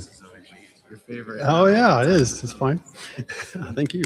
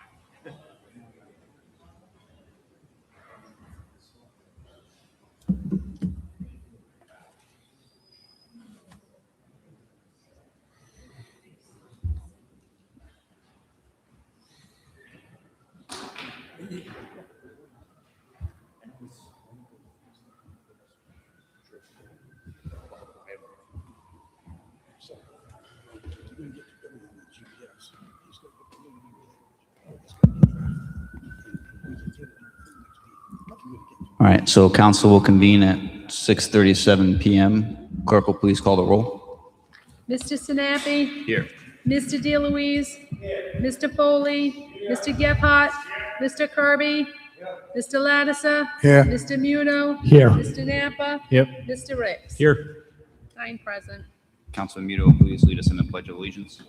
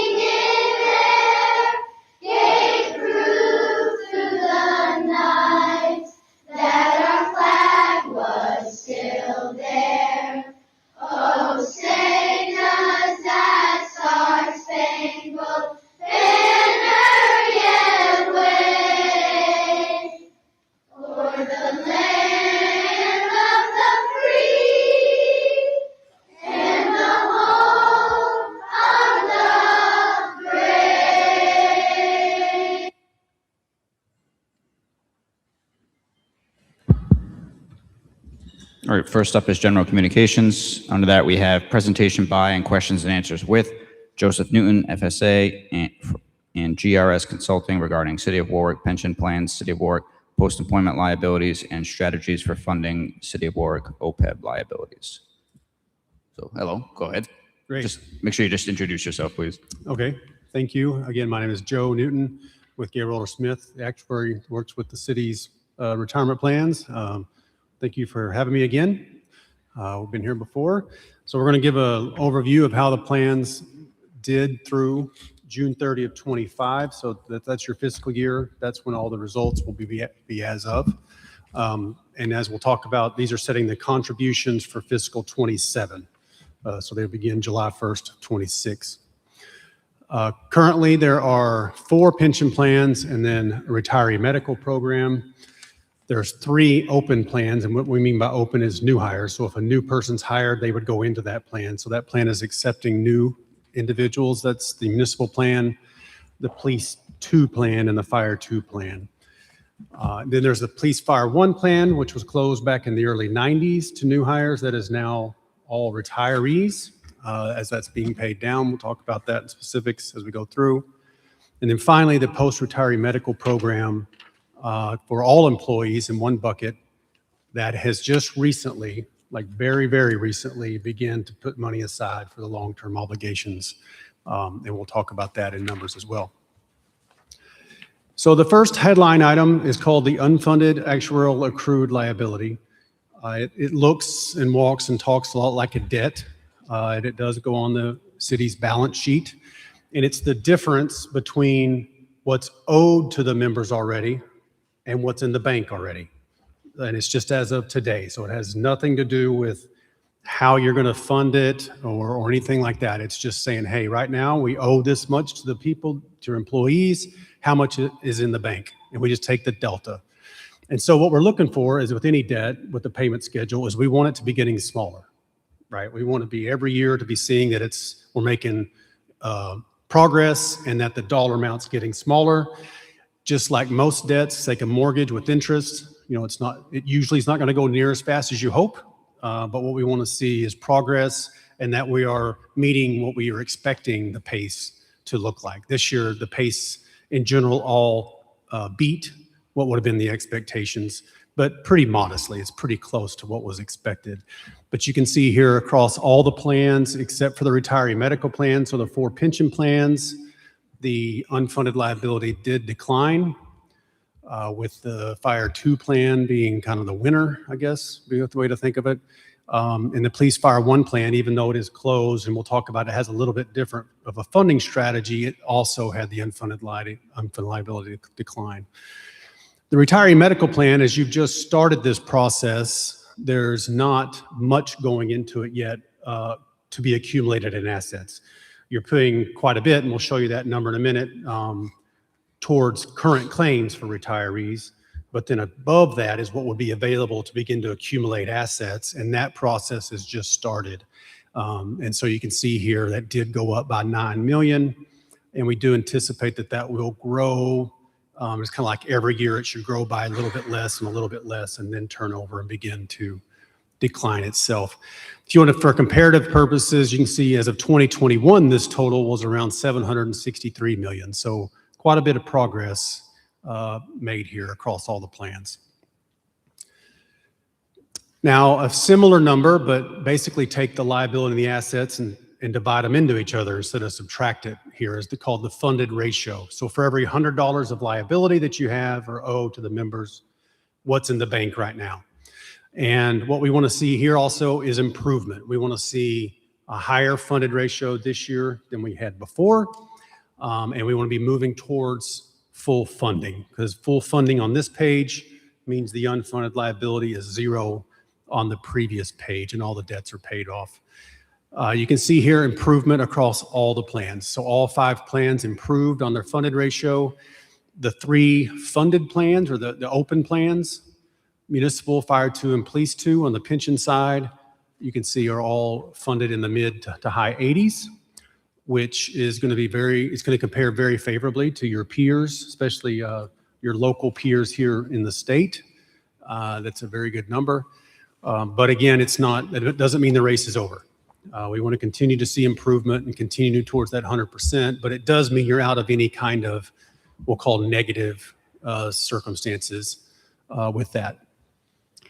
Now, the Police Fire 1, because back in the early 90s, before that, that was just funded on what's called as a pay-as-you-go basis, which is basically how the retiree medical plan's been funded till very recently, which is just to wait until the person retires and then just make the benefit payments out of the general fund.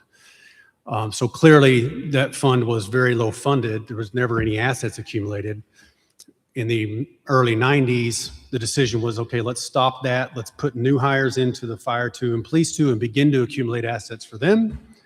And on the Police Fire 1 side, there was a funding strategy to begin to put some money aside for that, but it really was mostly to just survive, would be kind of a way to think of it. Now that we are past where we just have retirees, the way this plan is being funded is to try to hold that funded ratio as stable as possible. And we'll talk about that in dollars in a minute, to kind of why that strategy is being utilized. But you can see here that even that one did improve slightly from last year. The retiree medical plan, because you're just beginning to accumulate assets, you can see that it went up 0.6%, so it's only 2% funded, or 1.9, but that's actually infinitely higher as a proportion than it was 2 years ago, right, when it was 0. So, it's all relative based on where you start and where you're going. And you can see combined, these were 42.8% funded as of 2021. So pretty significant improvement here across these plans. Okay, so here's your contribution levels for the 2027 budget. That you compare it here to what the 2026 budget was for the different plans. You can see there on the municipal how there was a drop in the contribution amount. All these, the 3 open plans at least, have a funding mechanic. It's called layered amortization. Would look a lot like, say, a depreciation schedule in accounting, where every year, whatever happens that year, you set it up over a payment schedule, just like a mortgage, just like any sort of debt. And so those are fixed payments and they're occurring. And so every year you're adding new ones, but also you get to the point where you're taking off something from the past.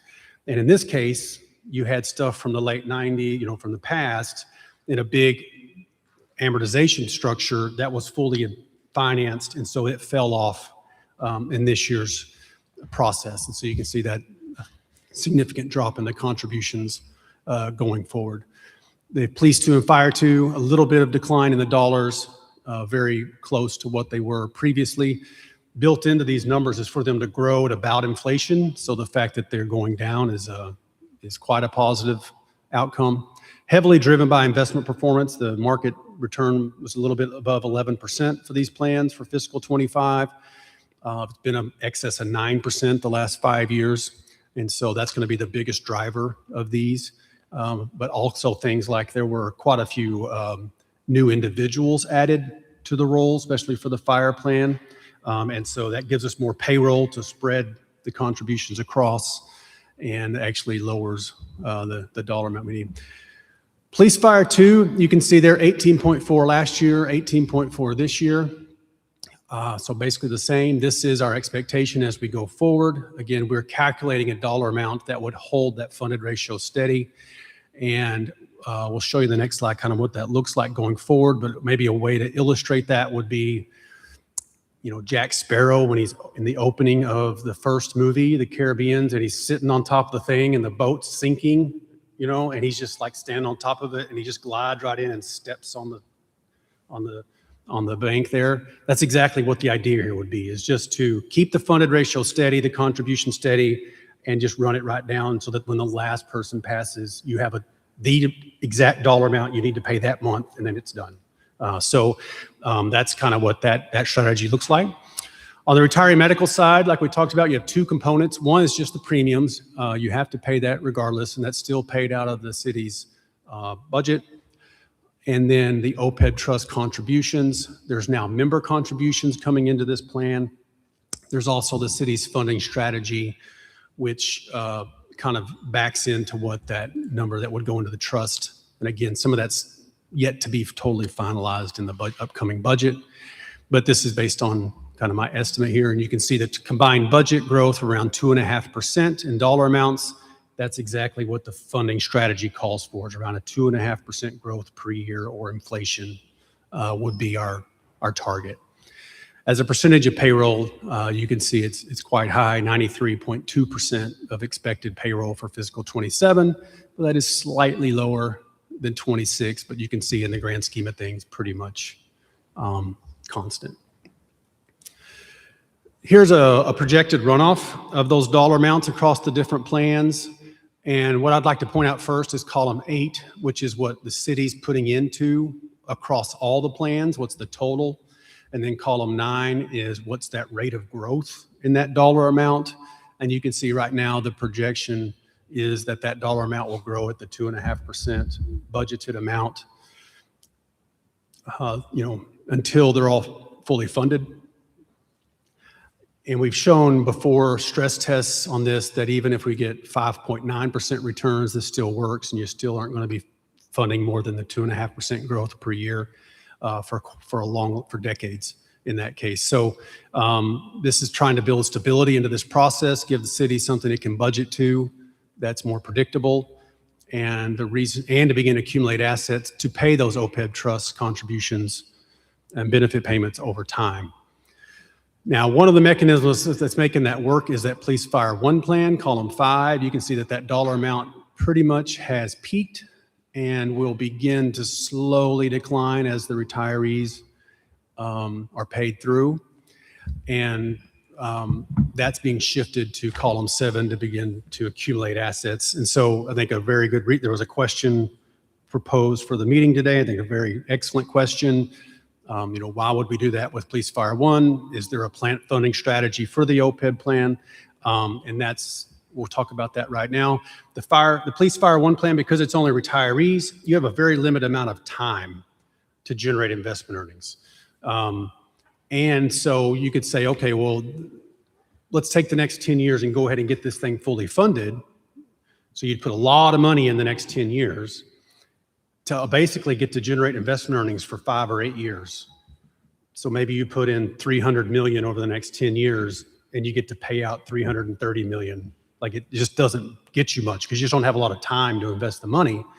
But what happens if you get up to the peak and you've paid in the 300 and then we have a market correction? Like you still have the risk. So the risk to reward just doesn't make a lot of sense for that plan.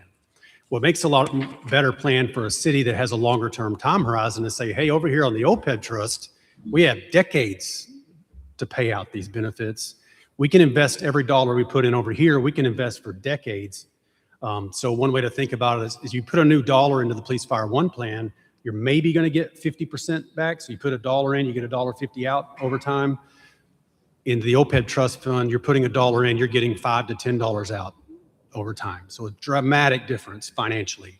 And so that's where that strategy came from, is to really focus on that and let Police Fire One just run itself off. But the other plans you can see holding steady, slight growth with kind of payroll. In this, again, if his assumptions are met, but even if assumptions aren't met, that column 7 becomes our adjustment so that the city can continue to just contribute column 8.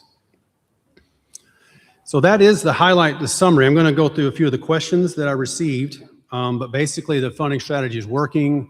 You know, the one big positive you have as a city since that 1992 decision was made is you've met the actual required contribution every year across those plans. That is not true for a lot of your peers, not only across the country, but right here locally next to you. And that provides a ton of stability and benefit security to these programs. And so let's kind of look through some of these questions. I'm not gonna be able to answer all of them, but if it's something, because I got them kind of late last week, but I can provide more information later. I think a lot of them I've kind of addressed what the OPEB strategy was and what a good funding strategy, what the different plans were. One of the questions, and this also gets into Police Fire One, was what happens to the fund, what happens to the monies in the fund once the last beneficiary has passed? That's actually a great question, and it goes right into the risk-reward discussion. One of the reasons it doesn't make a lot of sense to try to advance fund this plan anymore is because let's say things go well. So you put the 300 million in and then everything just goes gangbusters. You make all kinds of money. Now that money just has to sit over there. You can't do anything with it until the last beneficiary. That could be 50 years from now. So the city's risk reward, it's like, well, if things go poorly, we have to put more in. But if things go for us, we can't put less in. So that's kind of the idea there of why that doesn't make a lot of sense to try to advance fund it. But yes, the question to the question is, when could the money maybe be brought back to the city? Well, it's once that last beneficiary has passed. It can't be used to pay for anything else intended. That's trust rules and laws for that one.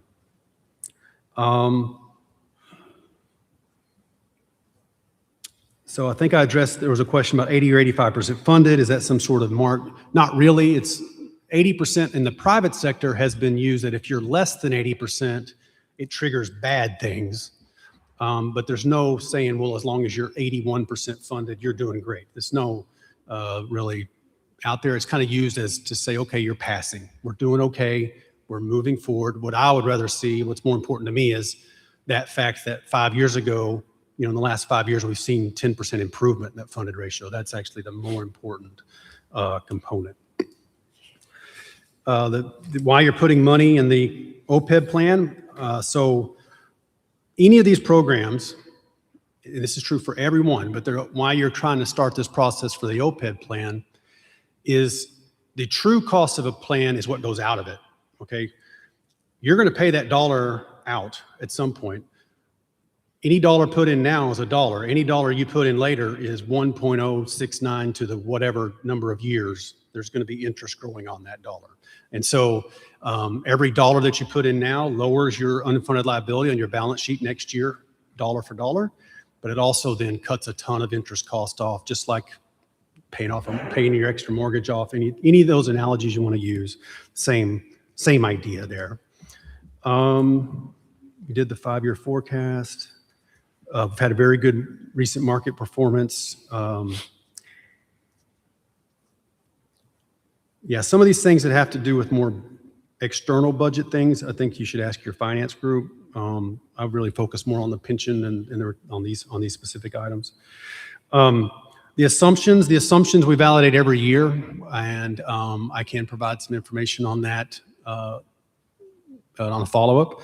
But basically, the 6.9 is still supported if we look at kind of a general consensus of the future-looking expectations.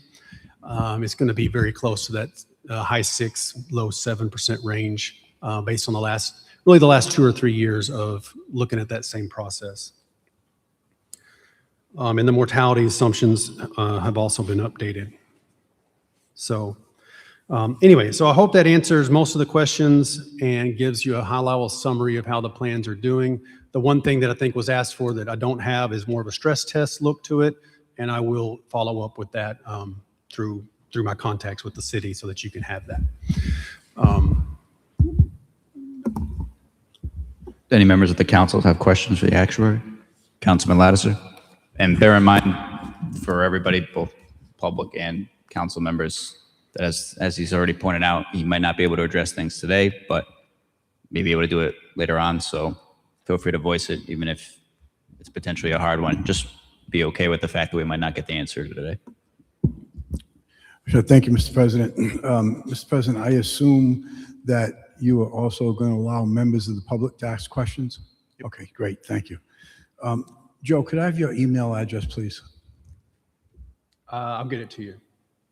I'll get you somebody to give it to you. All right.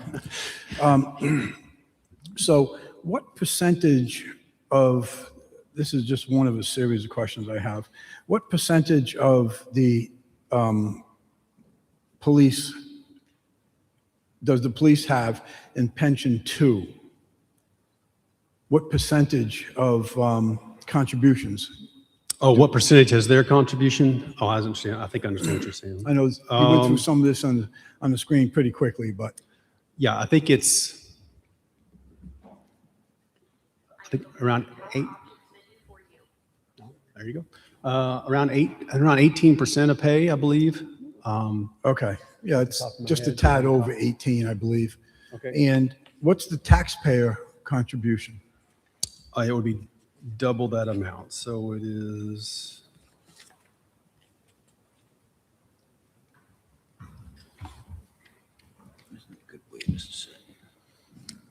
Yeah, so 1824 on average for the member and 36.5% of pay for the city. For 36.5 comes from the taxpayers. Correct. And what's the same percentage in fire? I believe it is significantly lower. Let's see.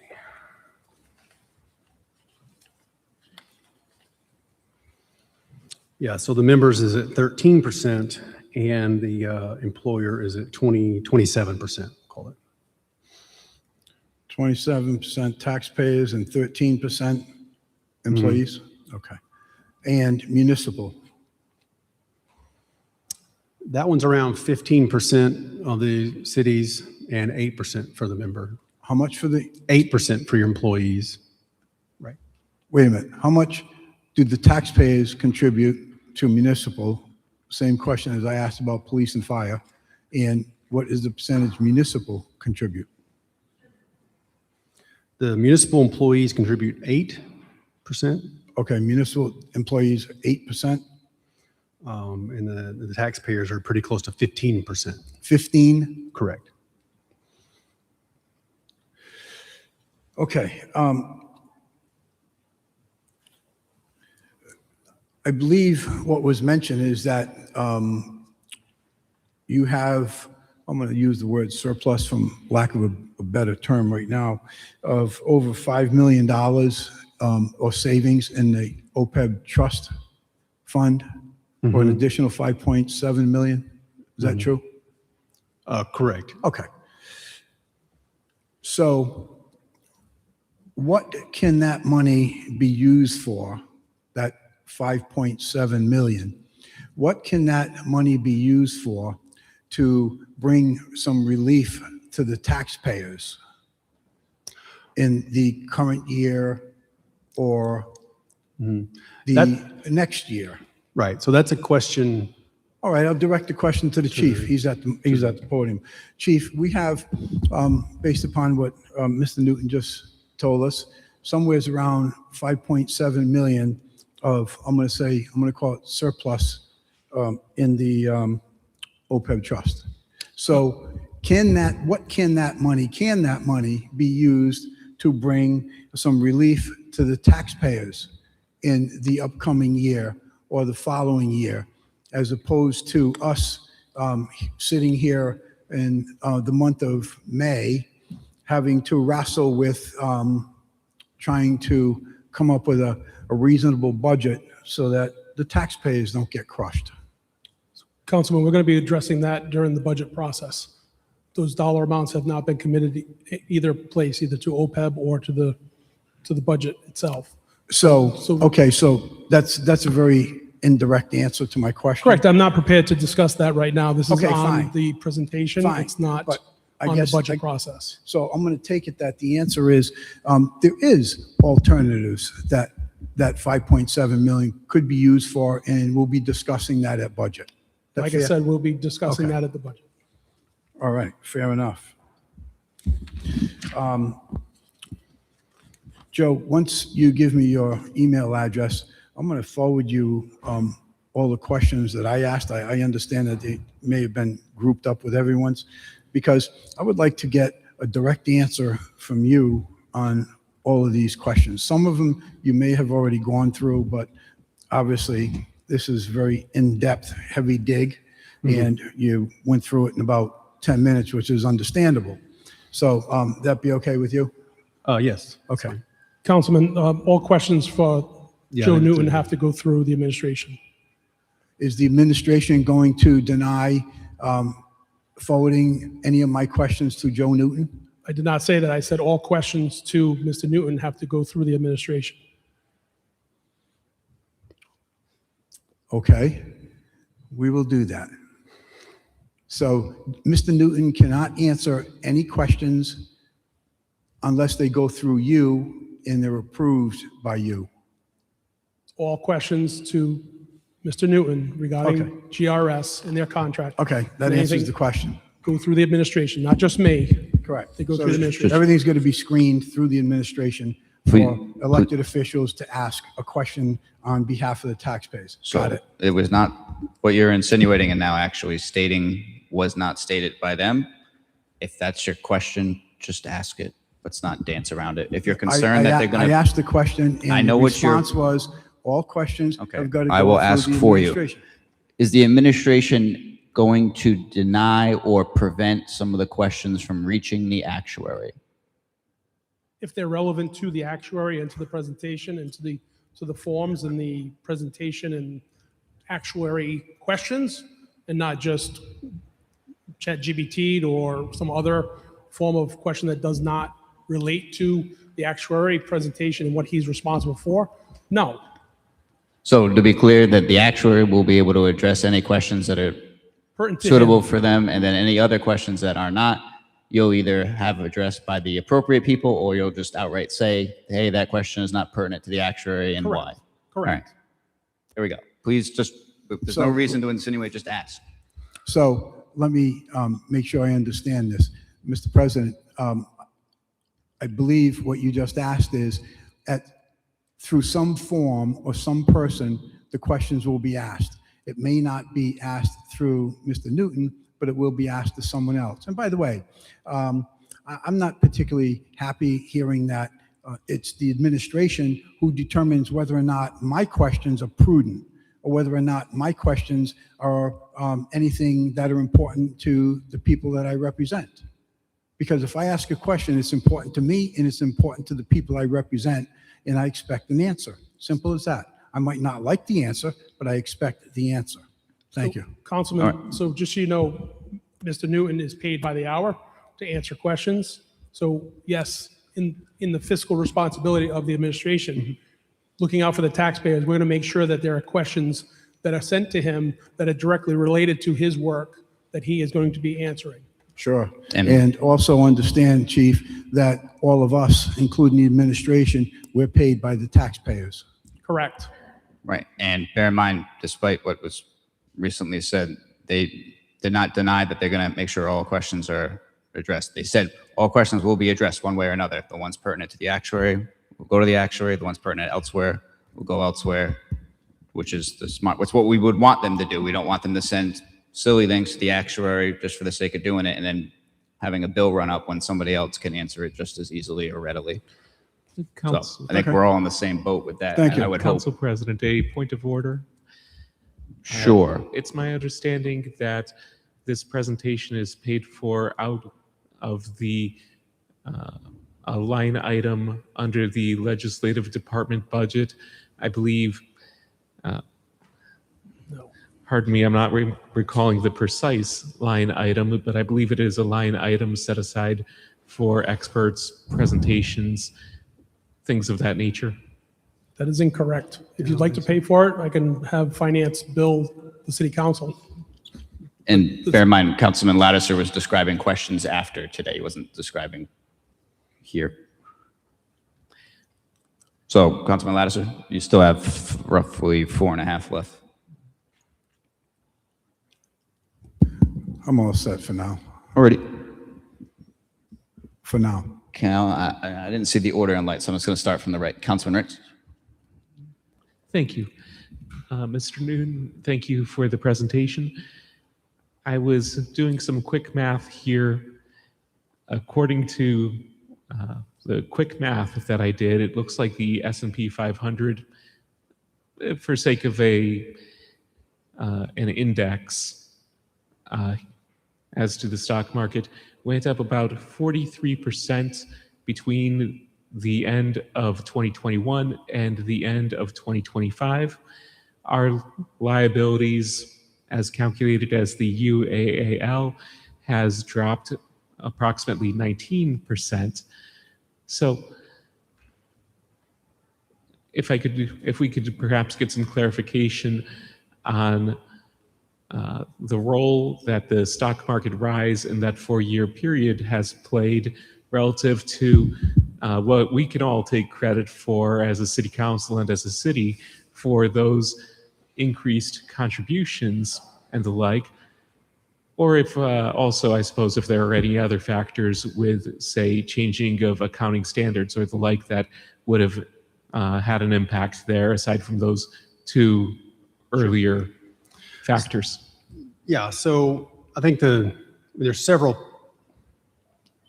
components to answering that question. I think the main one is that we already have investment return built in. So let's use round numbers. 7% times 4 would be 28%. So 28% growth was already built in. So 43 minus 28 is pretty close to the reduction that you're looking for. So that's part of it. Another one is that there's leverage involved. There's other piece components. You know, they're not just invested in the S&P 500. You know, they have bonds and different things which haven't done well in the last 3 years. So as I said earlier, they've done about 9% per year the last 5 years, which has exceeded the assumption. So there is extra flowing in that is accelerating that payoff schedule. But also some of these plans, for example, the Police Fire One plan, when you're only 25% funded, there's just no assets to generate extra returns with, right? So even if you have strong returns in that plan, it's not going to move the needle much. Just like if you have poor returns in that plan, it's not going to move the needle that much in that one particular. Anyway. Thank you. That does help, because what I don't want my colleagues to take away from this too much, perhaps, is too much, patting ourselves on the back here when, if we have that strong tide carrying us. Could also mean that if that strong tide doesn't keep up, well, wouldn't necessarily have that same momentum that we've seen over the last 4 years on average. My next question is, when it comes to a 5-year forecast, and I think that a 5-year forecast can mean different things to different people. What I mean by a 5-year forecast is something that Before, in recent years, you began presenting to the city council, but rather early years when I was on the city council, say, I believe that the last time might have been, I'll have to double check on this, maybe back in, say, 2019, 2020, somewhere in there. We used to receive a 5-year forecast that indicated to us, okay, based on our current obligations, things of that nature, current revenues, etc. If the budget remained basically the same 1 year to the next, while factoring in the contractually obligated increases in salaries, factoring in the anticipated 7% growth, for instance, what would it look like for a tax increase for a so-called vanilla budget to maintain all of the above from 1 year to the next, going out 5 years? Understanding, of course, that that has its own limitations too. And I believe that you were indicating that for that type of 5-year forecast, and please correct me if I'm wrong, we should talk to our finance group as to that. Right, for more of a totality forecast for like that. Now, they would have this that I've provided that they can plug in for my side. But as you're saying, there's several other components to what the city does besides just run a pension plan. So I would assume that there would be a much bigger picture in that kind of a forecast. Yeah, and so if we wanted to get that type of a 5-year forecast, and I should also make sure to include factoring in obligations such as anticipated expenditures on bonds and the like as well, what would you recommend for us to receive that type of presentation as a city council from an outside, objective, impartial expert?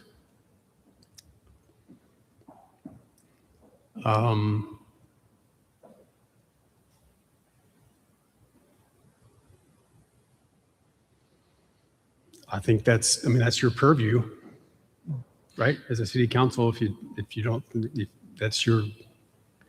Yeah. Well, thank you. I just wanted to also, I suppose, invite to see if that's the type of 5-year forecast that GRS may be available to provide if we were to place a bid for that type of consulting. Potentially, yeah, or helping get that wrapped up for sure. Well, thank you. Nothing further for now. I'll reserve my time, I suppose. Councilman Nepa.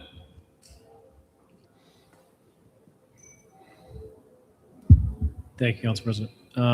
So just 2 questions, I suppose. Sure. There was some, Councilman Muto and I attended an OPEB kind of educational program last year and had a meeting with the OPEB folks.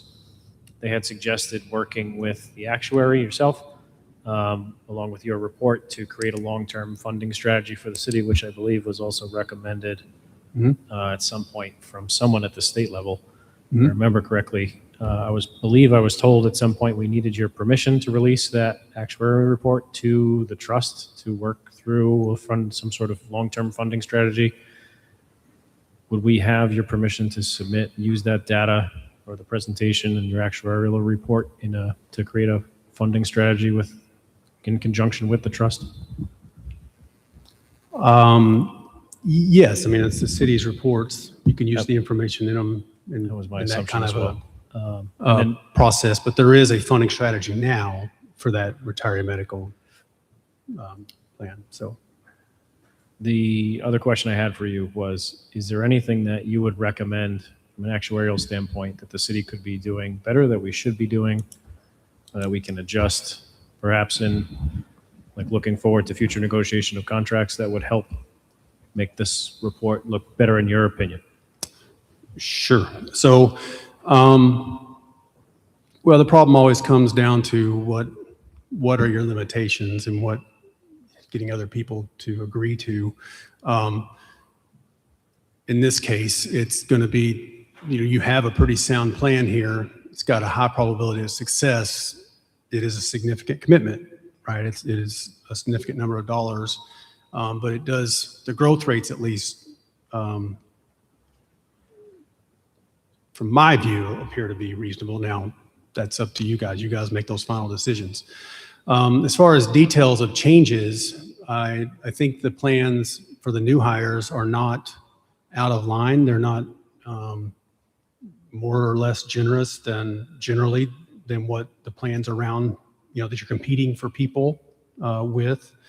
Now that the members especially are putting towards the retiree medical plan, that's going to help a lot to accumulate assets. Because if you think about for a 25 or 30-year-old, putting that money aside is a long time to be able to invest that and try to help pay for that. So I think you've made a lot of very strong steps for this component. I understand that you have some other obligations that have shown up that you're going to have to deal with. And so there's always competing resources on any of these things. So I don't really have any direct answers because nothing jumps off the page as like, oh yeah, this is the thing that these other people are doing that you're not doing. I mean, you're actually following what would be considered gold standard best practices at this point with the program that you have. It's just, then it's your decision as decision makers. Can we afford this? And what kind of risk are we willing to bear? So. Thank you. That's very helpful. Yep. Councilman DeLuise? Thank you, Mr. President. I think this question should be addressed to the chief. I'm going to make it quick because this guy's on the hour. Chief, after this research is all complete, I'd like to request a copy of the total bill that his company charged the city. Is that something that's obtainable? The invoice? Sure. Sure. No, that's all. Simple. I believe Joanne has it and will have access to it in Munis. Okay. So if All she right. doesn't, we can get you. All right. Thank you. Councilman Gebhardt? Once he submits the sorry. invoice. So just so you know. Councilman Gebhardt? Thank you. Mr. Newton, welcome back. Yes. I just had one question.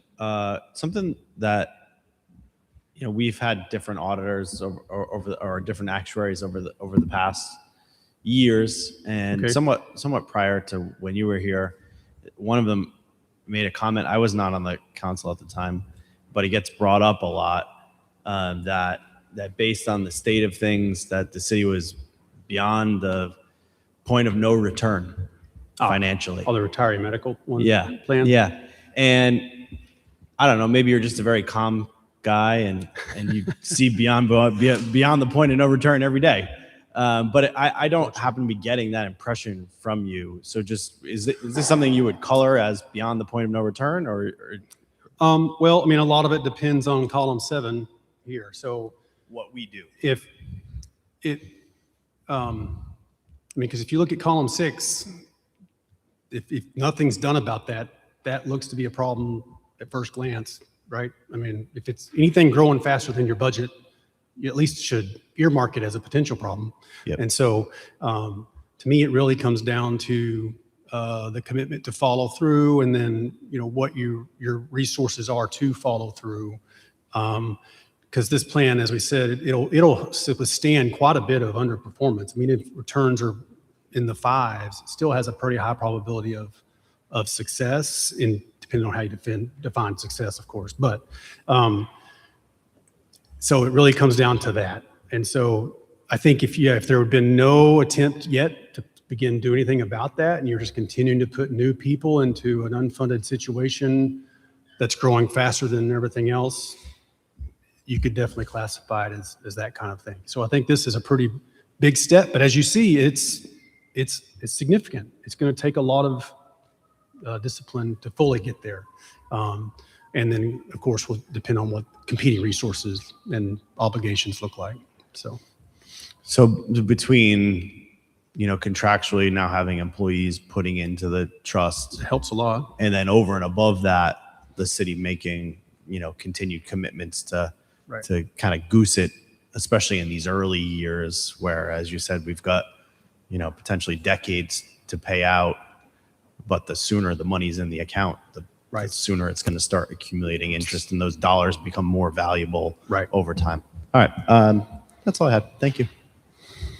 And just to follow up, so rather than past the point of no return, I heard the phrase high probability of success, as long as we actually, implement a plan and follow it and contribute, et cetera. Right. Yep. Because you're following very good practices. Councilman Lattiser. Thank you.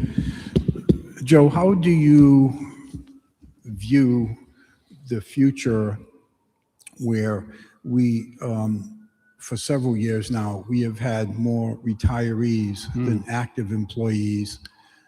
And to add to that, the retirees over the last several years have been retiring with much larger pensions than they had been 15, 20 years ago, or even 10 years ago, perhaps. Sure.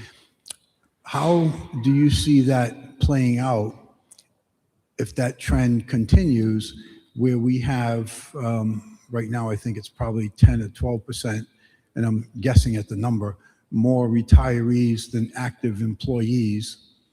And there's a percentage of those retirees who are retiring with a much larger pension than the salaries of new hires, which means the salaries of the new hires are paying in at a lesser rate than what the higher retirees are drawing out.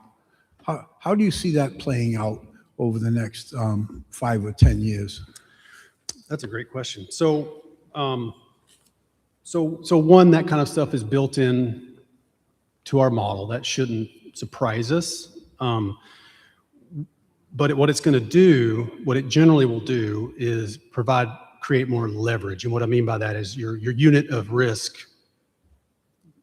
compared to the number of people you have will be higher. And so it's one of those things where it's not a known or expected necessarily that it's going to be a bad outcome, but if you do get some sort of a bad outcome, it's going to hurt a little worse because you have more money in your retirees compared to your actives than you did before. Now, in your case, you've already done something with the tier twos. All the tier twos and all the different programs have longer retirement ages. And so what that's going to naturally do is as that group gets to, so for example, police 2, tier 1 is 20 years of service and you can retire. Tier 2 is 50 years with 25 years of service. Okay, so once that first group of tier 2 gets to 20 and now can't retire, that's going to naturally begin to shift that ratio in a favorable way to that risk profile. And so that is built in to that component. Now, one thing on the other end, which is you guys are going to be much more aware of it, is, well, what's happening to that active population? Are you able to stand the same count? Are you having a declining head count? Are you having a growing head count? Because that's part of that fraction, right? Retirees over the actives. So if the actives are declining, it's making that ratio a little worse. But that's why I think having this kind of funding strategy that wraps around the minimums is very prudent and is going to help substantially. Because that way, if something like that occurs, that your question's hitting right at, and all of a sudden columns 2, 3, and 4 are a little higher than we're currently expecting, that column 7 is what absorbs that first and provides a little more stability to the city as we go through this process. Now, it does delay the good from column 7, but it's one of those things, but that time maybe police fire 1 is winding down, and so there's more money to be able to deal with it. So it's more of a longer term sustainable strategy to have this kind of wrapper instead of just going in every year saying, okay, what's the absolute minimum we can put in anything? And then you're going to be dealing with all the volatility. So I think that's one of the reasons this does have a higher probability of success is because that the way this has been structured with the buffer in item 7.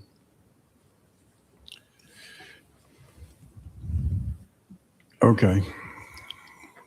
We'll see how all Yeah, that I mean, we'll kind of see, plays right? out. Another question is, based upon what we have in requirements for retiree payouts, et cetera, and the OPEB formula, how much per year is the city, let me rephrase that, how much per year should the city be putting in to that OPEB in order to support this type of payout? So if you wanted to jump right now to a full actuarial number, like where would that number be? Oh, man, I have that in something else. I think if I remember correctly, it was around an additional 12 to 13 million. So on top of the 15, you'd be up at around 27-ish the total, or column 7 there needs to kind of be around 12 to get to that full actuarial number, which this projects out we'll get there. It's just going to take about a decade. How much was that? How much was that number? An additional 12 million. 12 million, you said 12 to 12 to 15 is my, 12 to off the top of my 15 head. million per year. Right. So, Right. and you can see in column 7, it gets there. It takes, we're ramping up. And then that's one of the reasons this works is because we do get there and then you are fully funding. That 12 to 15 million, is that just the city side or is that combined? That could be combined. Combined? Yeah. How much on the city side? So that would be like 10 million. So 2 million less or so. About 10 million a year. Right. That's if you wanted to jump to it overnight. I don't. Or a million that a it year has more to. than we can tax. Fair enough. Yeah.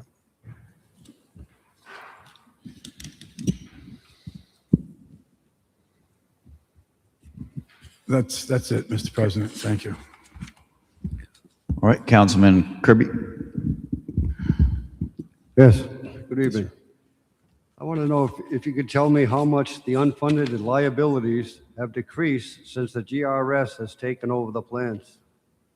How much has it decreased since we took over the plans? Well, I'm sure they're substantially higher than when we took over the plans. Because we've been doing this since the mid 2000s. So we would have had to live through the great financial crisis and strengthening assumptions. Also the retiree medical program, we've just recently begun to work with. But generally I would say the unfunded liabilities for the pension plans are pretty comparable now because of the funding strategies to begin to pull those down. But I don't have that data with me. What was that? I don't have that like specific detail with me, but that's just my thinking through the whole process. Okay, but you can get it to us, could you? Can I get that to you? Yeah. Yeah, we could put that together. Okay. Anything else, Councilman Kirby? That's it for now. Great. Councilman Ricks. Thank you, Council President. And with all due respect, sincerely, no criticism intended. An optimistic phrase that was used earlier, I believe to the effect of a high probability of success if this plan of an additional 2.5% each year is followed. And I think if Mr. Newton agrees, that's a fair statement. Mm-hmm. But I think that the other piece of that is that the word if is doing some pretty heavy lifting there, because 2.5% on those combined various line items is one thing, but without looking at everything else affecting the City of Warwick's budget, both city side and school side, what, if I may ask, if it's a fair characterization, the analysis here does not, rather, it examines what the probability is reasonable degree of confidence if we are to commit that 2.5% more or less in the budget every year, that more or less 2.5% increase, but it does not necessarily examine if we as a city would be, and city council would necessarily be capable of committing that 2.5% on these line items, that increase every year, without necessarily reaching or exceeding the 4% maximum tax increase, correct? Correct in total. That was one of the reasons that the 2.5% was considered here, because this is a significant part of your budget. And if we can somehow stabilize that at a growth rate less than the 4, does that in total help the other components to be able to provide some relief over there? I mean, all these programs have inflation components built into them, salary increases, COLAs, and that kinds of things. And so you have to expect the dollars to grow, but there's no way around that, right? So trying to peg that as close to inflation as we can is about as good as it's going to be to meet the benefit structure that you currently have. Thank you. And, again, that reinforces why I think it's important that we have that 5-year forecast like we had years ago, that also look at all of those other factors to make sure that increasing by that 2.5% would be within our means. That really goes to that point of whether or not we are beyond the point of no return or not. So that's all. I hope that we're able to get a presentation in the future that really has that more comprehensive look, although I very much do appreciate the more focused look on these very significant issues. Thank you. All right, seeing there are no other lights, so let me just record the time so I don't lose it for Councilman Ricks. Now I got to move so I can actually see. Any of the members of the public have any questions? Oh. Sir, do you want to move to that podium so you guys don't have to keep swapping?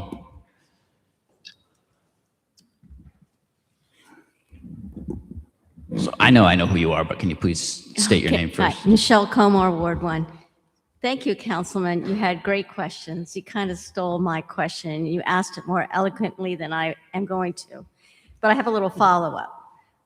So having attended Mr. Noon's presentations in the past, I do listen with the thought in my mind that he's told us is that he doesn't tell the city council, the taxpayers, if his strategy is affordable at the point in time for his analysis. So he's working in a sort of a box of idealism, and we have to deal with reality.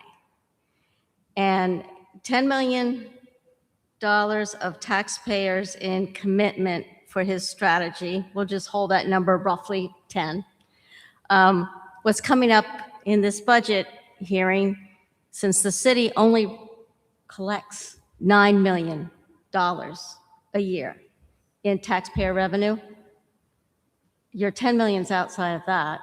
Plus, we know we're headed for, like, according to the Warwick Beacon, $12 million just to support the construction of a new school, that debt. That doesn't include the municipal city budget. That doesn't include the regular school budget. I just don't see how all this fits in a reasonable, reality-based strategy. And I know you don't tell us if it's affordable. I think this is the worst year I've seen it's not affordable. So what's your role in the future? Like, if we get some numbers in, do you adjust your strategy, or you only come in every year for your presentation? Well, I mean, is this on? So all those external numbers don't really change my analysis. My analysis is saying this is the programs that you have. This is what it takes to pay for them. Is your mic on, sir? Yeah, you got to talk Is it? close. There you go. There you go. Oh, thank you.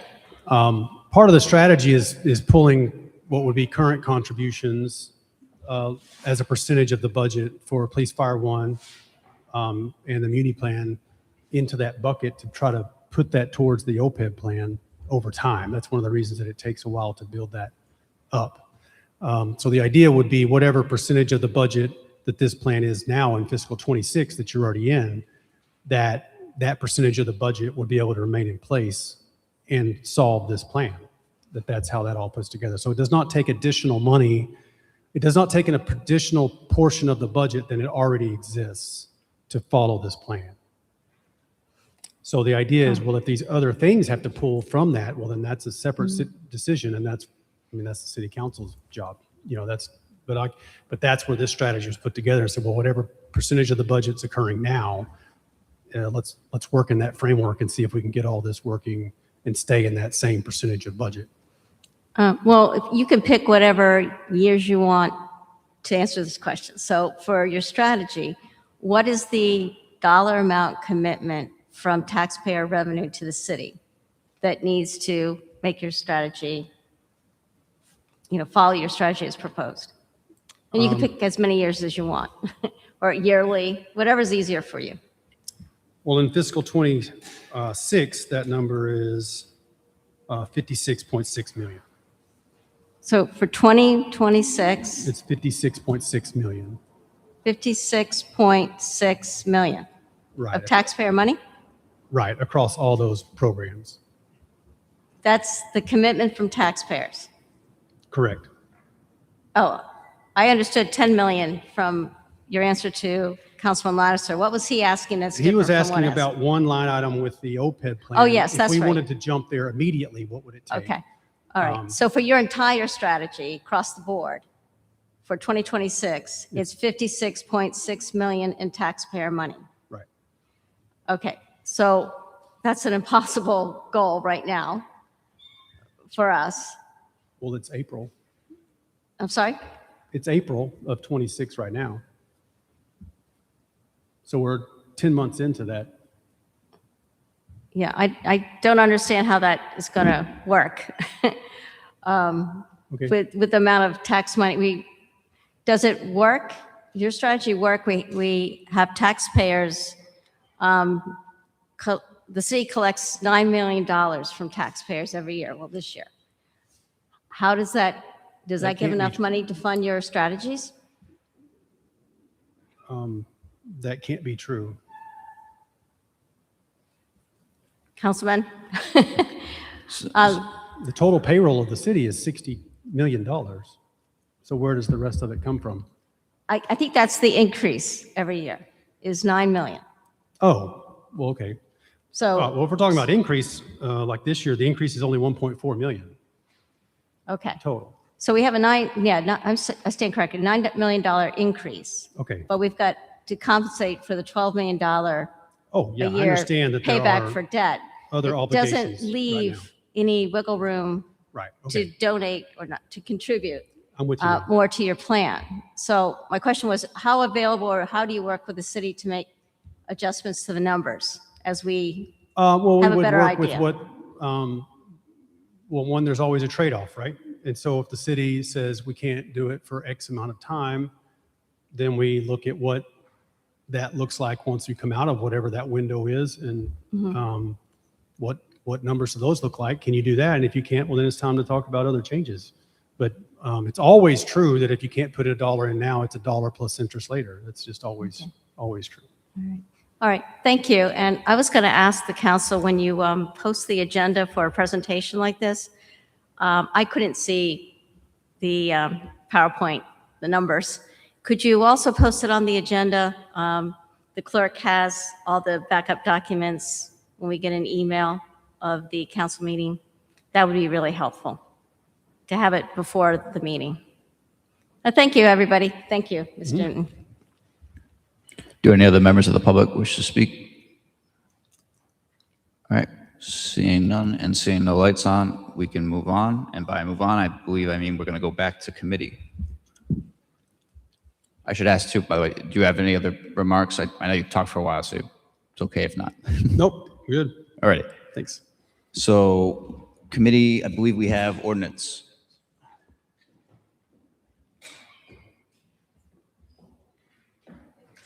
No, thank you.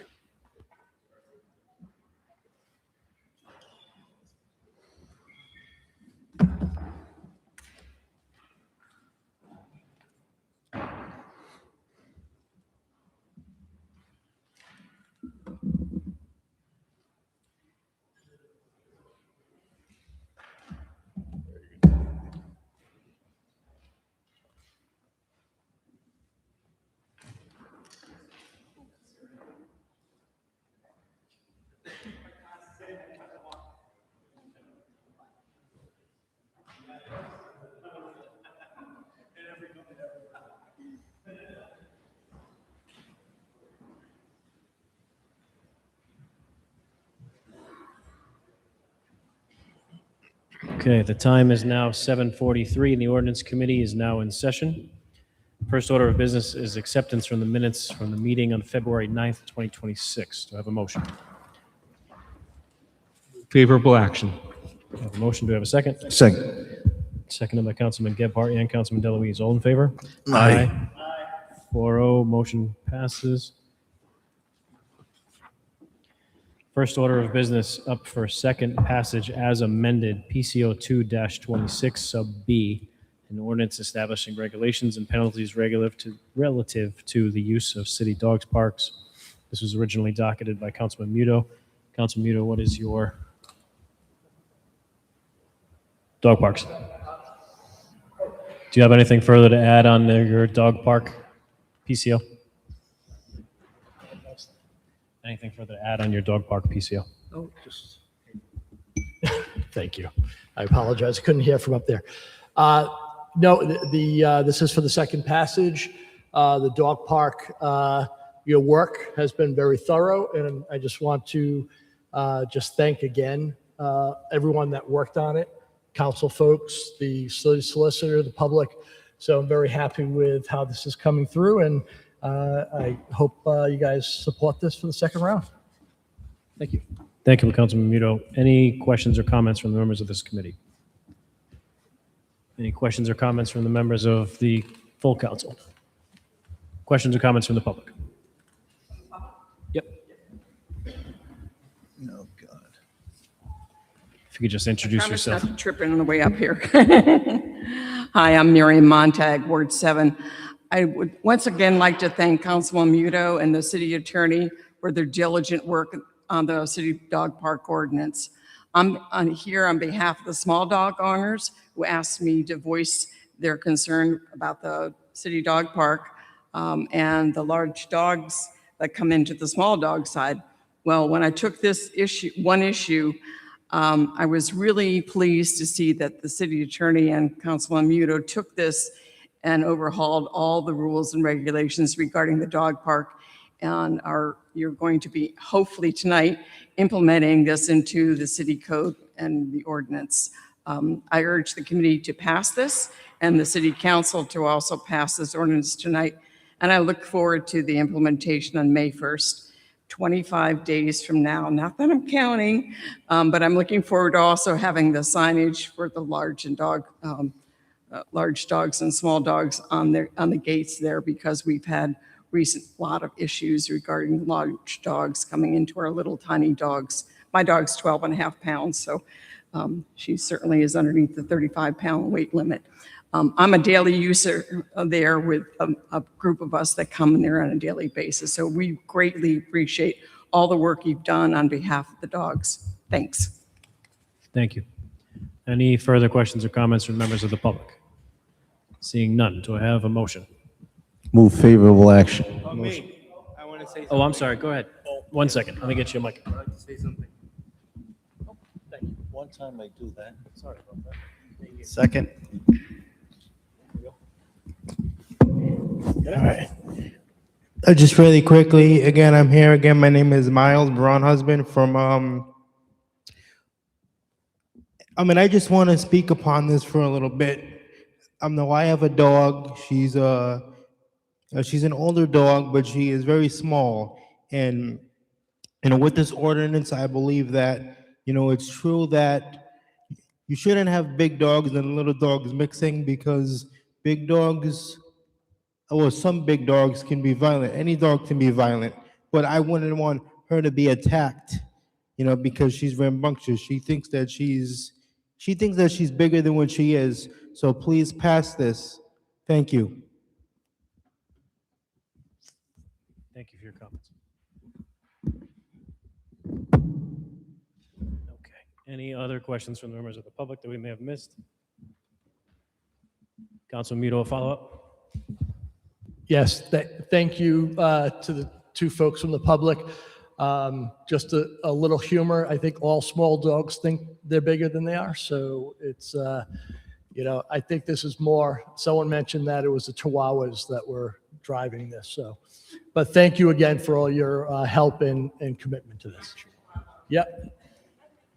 Can't stand. Okay, do we have a motion? Favorable. Second. Motion move favorable in a second. All those in favor? Aye. 4-0 motion passes. Next order of business up for first passage is PCO 3-26, an ordinance establishing a financial oversight commission. I believe we held this for purposes of amendments. I don't see a sub A. Do you need more time for amendment purposes? 1 month?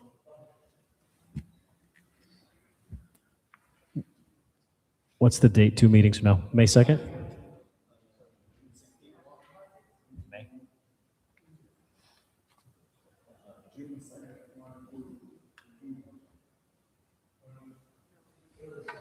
June 2nd? The first meeting after the budget vote is June 1st.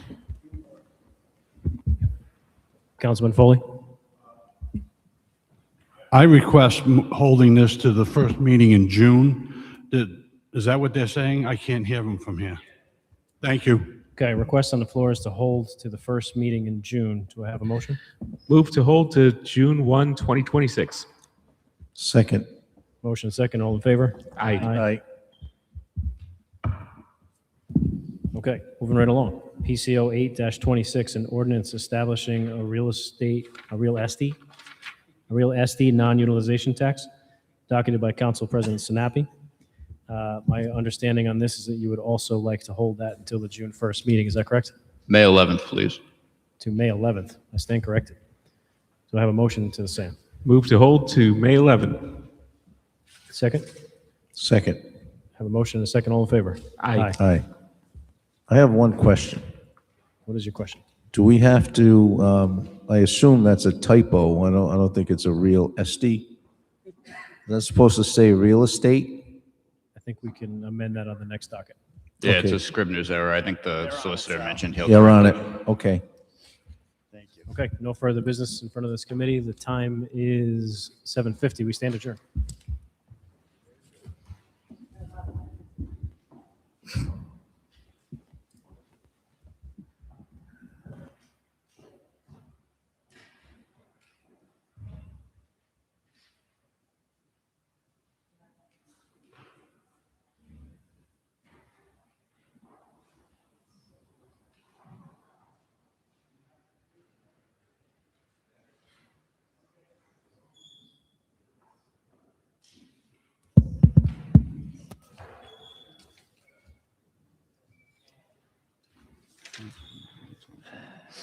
All right, back to the full council agenda.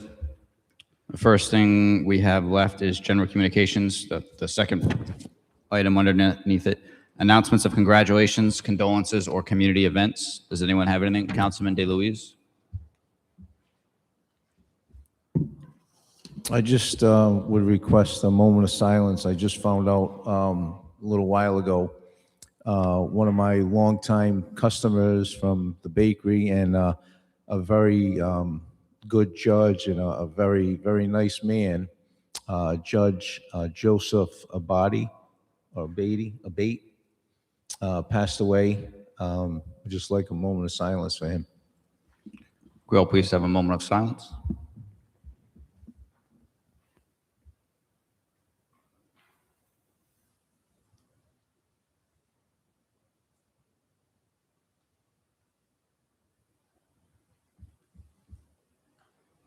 Councilman Muto. Thank you, Mr. President. I'm also going to ask for a moment of silence for a longtime Warwick resident, Ward 6 resident, and a very, very long-time family friend. Mary Ann Johnson has passed away, recently within the past day. And I would like everyone to please give some positive thoughts and a moment of silence. Thank you. Please have a Great moment of thank you. silence.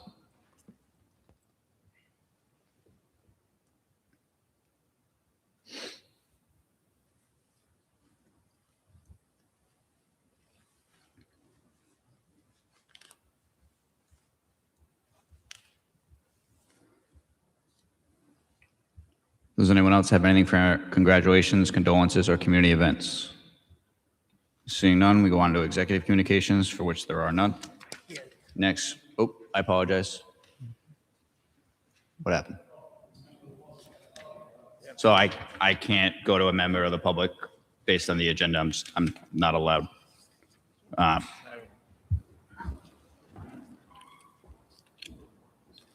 If it's an event and he wants to convey it to one of you so you can announce it, that works.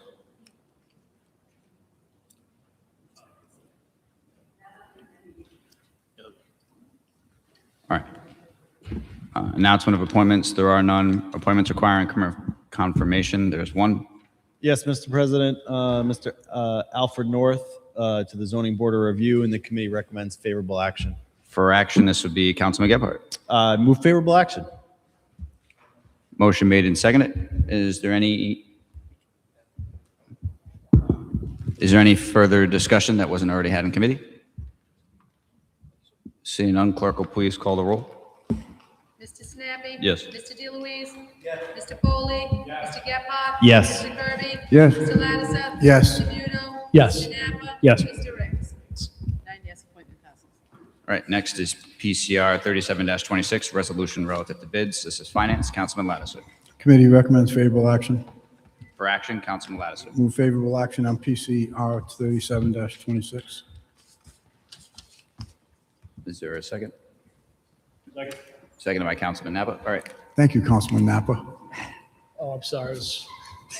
All right, and is there any questions on the consent calendars resolution relative to bids besides the 4 that were removed? No question, Mr. President. We have 4 items that were removed. All right, so first we can do the consent calendar, which is only the PCR 37-26. Clerk will please call the roll on the motion for favorable action. Mr. Snappy. Yes. Mr. DeLuise. Yes. Mr. Foley. Yes. Mr. Gephardt. Yes. Mr. Kirby. Yes. Mr. Lattiser. Yes. Mr. Muno. Yes. Mr. Napa. Yes. Mr. Ricks. Yes. 9 yes, consent passes. All right, and now for the items removed, Councilman Lattiser. Yes, the first item is PCR 38-26, previously 2025-011. The committee recommends favorable action. For action, Councilman Lattiser. Move favorable action on PCR 38-26, and we have 1 recusal. And I saw a second from Councilman Muto. All right, so back to you, Councilman Lattiser, for discussion. Does anyone have anything? All right, there's a motion for favorable action for 2025-011, which is now PCR 38-26. Clerk will please call the roll. Mr. Snappy. Yes. Mr. DeLuise. Yes. Mr. Foley. Yes. Mr. Gephardt. Yes. Mr. Kirby. Yes. Mr. Lattiser. Yes. Mr. Muno. Yes. Mr. Napa. Yes. Mr. Ricks. Recuse. 8 yes, abstention, motion passes. All right, next, Councilman Lattiser. Next item is item number 2, 2026-433. Now is PCR 39-26 with an amendment. All right, so Move favorable action on PCR 39-26 with an amendment. all right, seconded by Councilman Muto. So for the amendment, Councilman The Lattiser. amendment is a numerical change. The item is listed on our document as $142,918.18. That was a typo, I assume, so that just needs to be changed to $142,981.18. Any discussion on the proposed amendment? Seeing none, clerk will please call the roll. Mr. Sinapi? Yes. Mr. DeLuise? Yes. Mr. Foley? Yes. Mr. Gephardt? Yes. Mr. Kirby? Yes. Mr. Lattiser? Yes. Mr. Muno? Yes. Mr. Napa? Yes. Mr. Ricks? Yes. 9 yes to amend. Move All right. favorable action as amended on PCR 39-26. Seconded by Councilman Muto.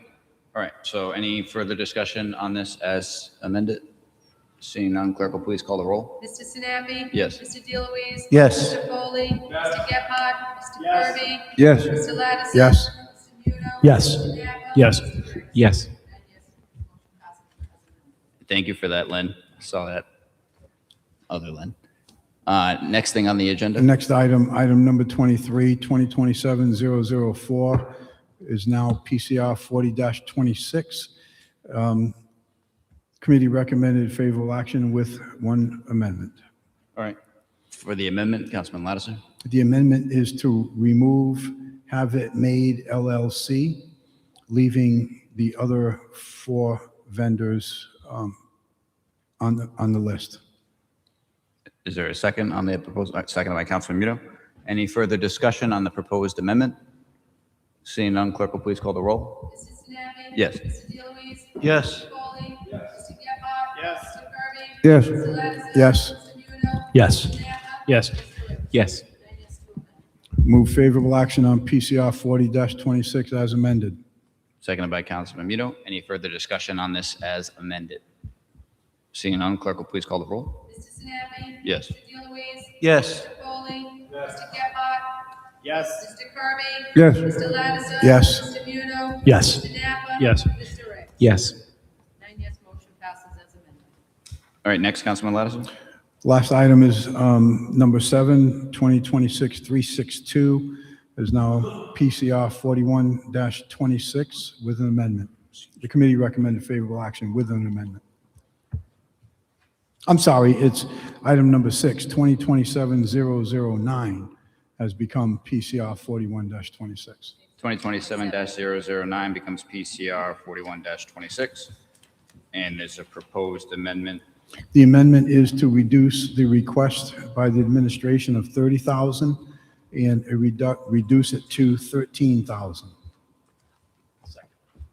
All right, so the motion, is that a motion, Councilman Lattiser? It is a motion to amend from 30,000 to 13,000. Seconded by Councilman Muto, Councilman Gephardt. Is there any further discussion on the motion? All right, seeing none, clerk will please call the roll. Mr. Sinapi? Yes. Mr. DeLuise? Yes. Mr. Foley? Mr. Gephardt? Yes. Mr. Kirby? Yes. Mr. Lattiser? Yes. Mr. Muno? Yes. Mr. Napa? Yes. Mr. Ricks? Yes. 9 yes to amend. All right, Move and now, favorable action as amended on PCR 41-26. seconded by Councilman Muto. All right, any further discussion on this as amended? Seeing none, clerk will please call the roll. Mr. Sinapi? Yes. Mr. DeLuise? Yes. Mr. Foley? Mr. Gephardt? Yes. Mr. Kirby? Yes. Mr. Lattiser? Yes. Mr. Muno? Yes. Mr. Napa? Yes. Mr. Yes. Ricks? 9 yes, motion passes as amended. All right, on to unfinished business. PCO 2-26 sub B, an ordinance establishing regulations and penalties relative to the use of city dog parks. This is ordinance, second passage, as amended.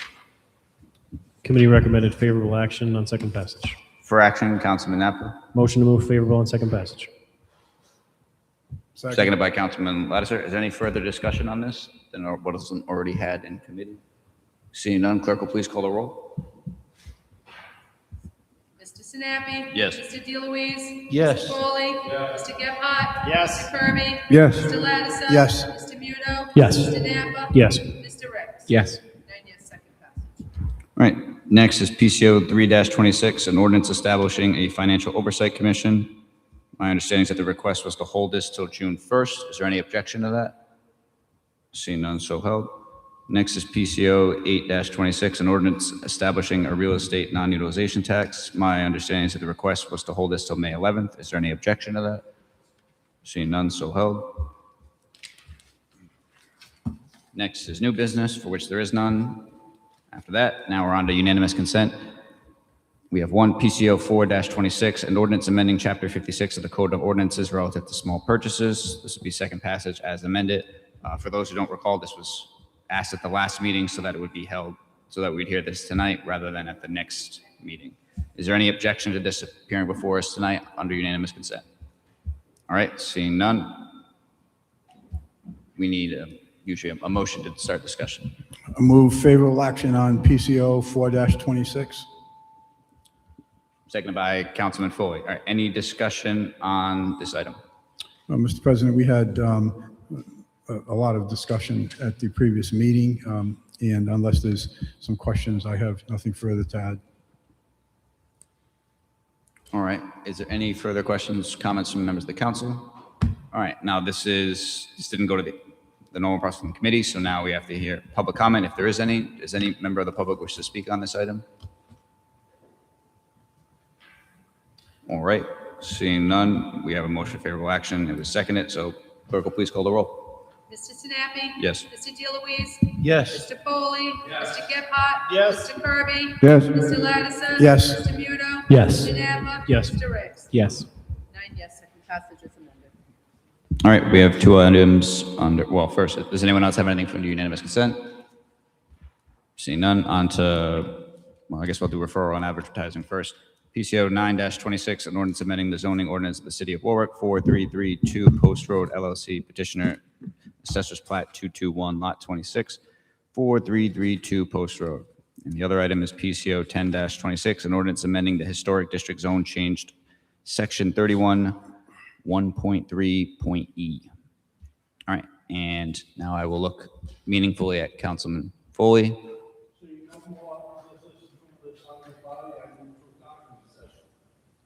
Is there a second? Second. Second. All in favor? Aye. All opposed? Abstentions? All right, docket session. Councilman Foley.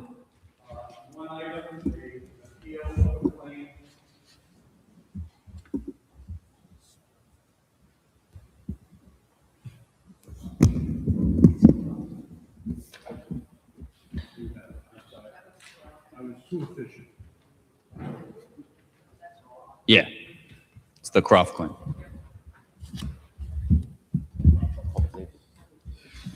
Councilman Ricks. Pass. Councilman Napa. Pass. Councilman DeLuise. Pass. Councilman Lazo. Yes, Mr. President, I have three. One is an ordinance, and the tentative title is Abandonment of Warwick Public Right-of-Ways and Paper Streets Leading to the Shoreline.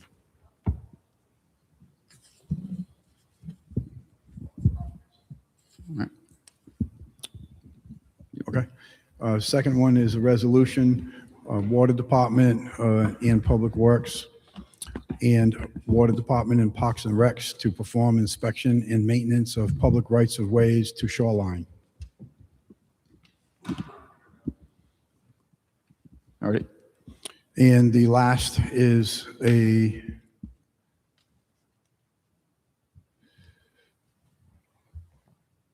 going to put it in as an ordinance, time frame for filling potholes once they have been reported to the city.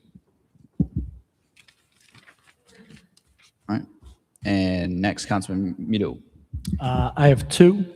Have one that is a resolution in regards to the installation of a stop sign at the intersection of Stanford Street and Sefton Ave.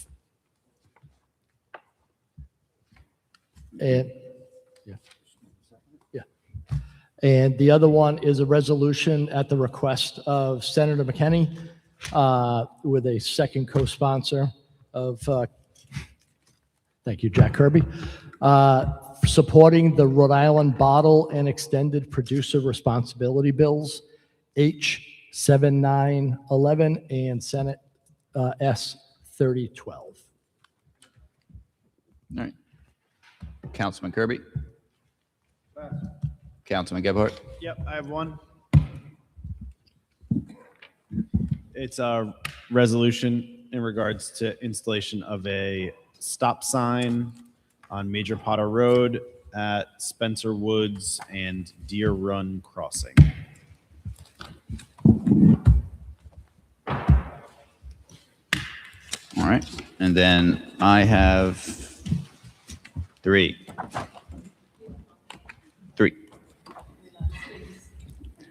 One is a resolution in regards to the let me get the name right. Contreras claim.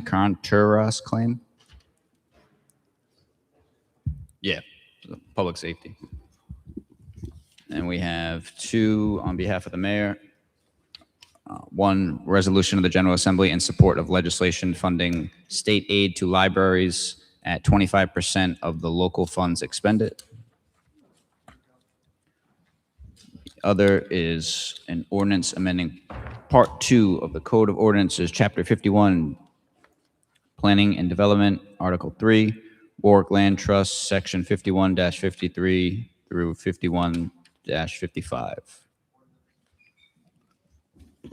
All right. That concludes City Council at, what time is it? 8:08 p.m.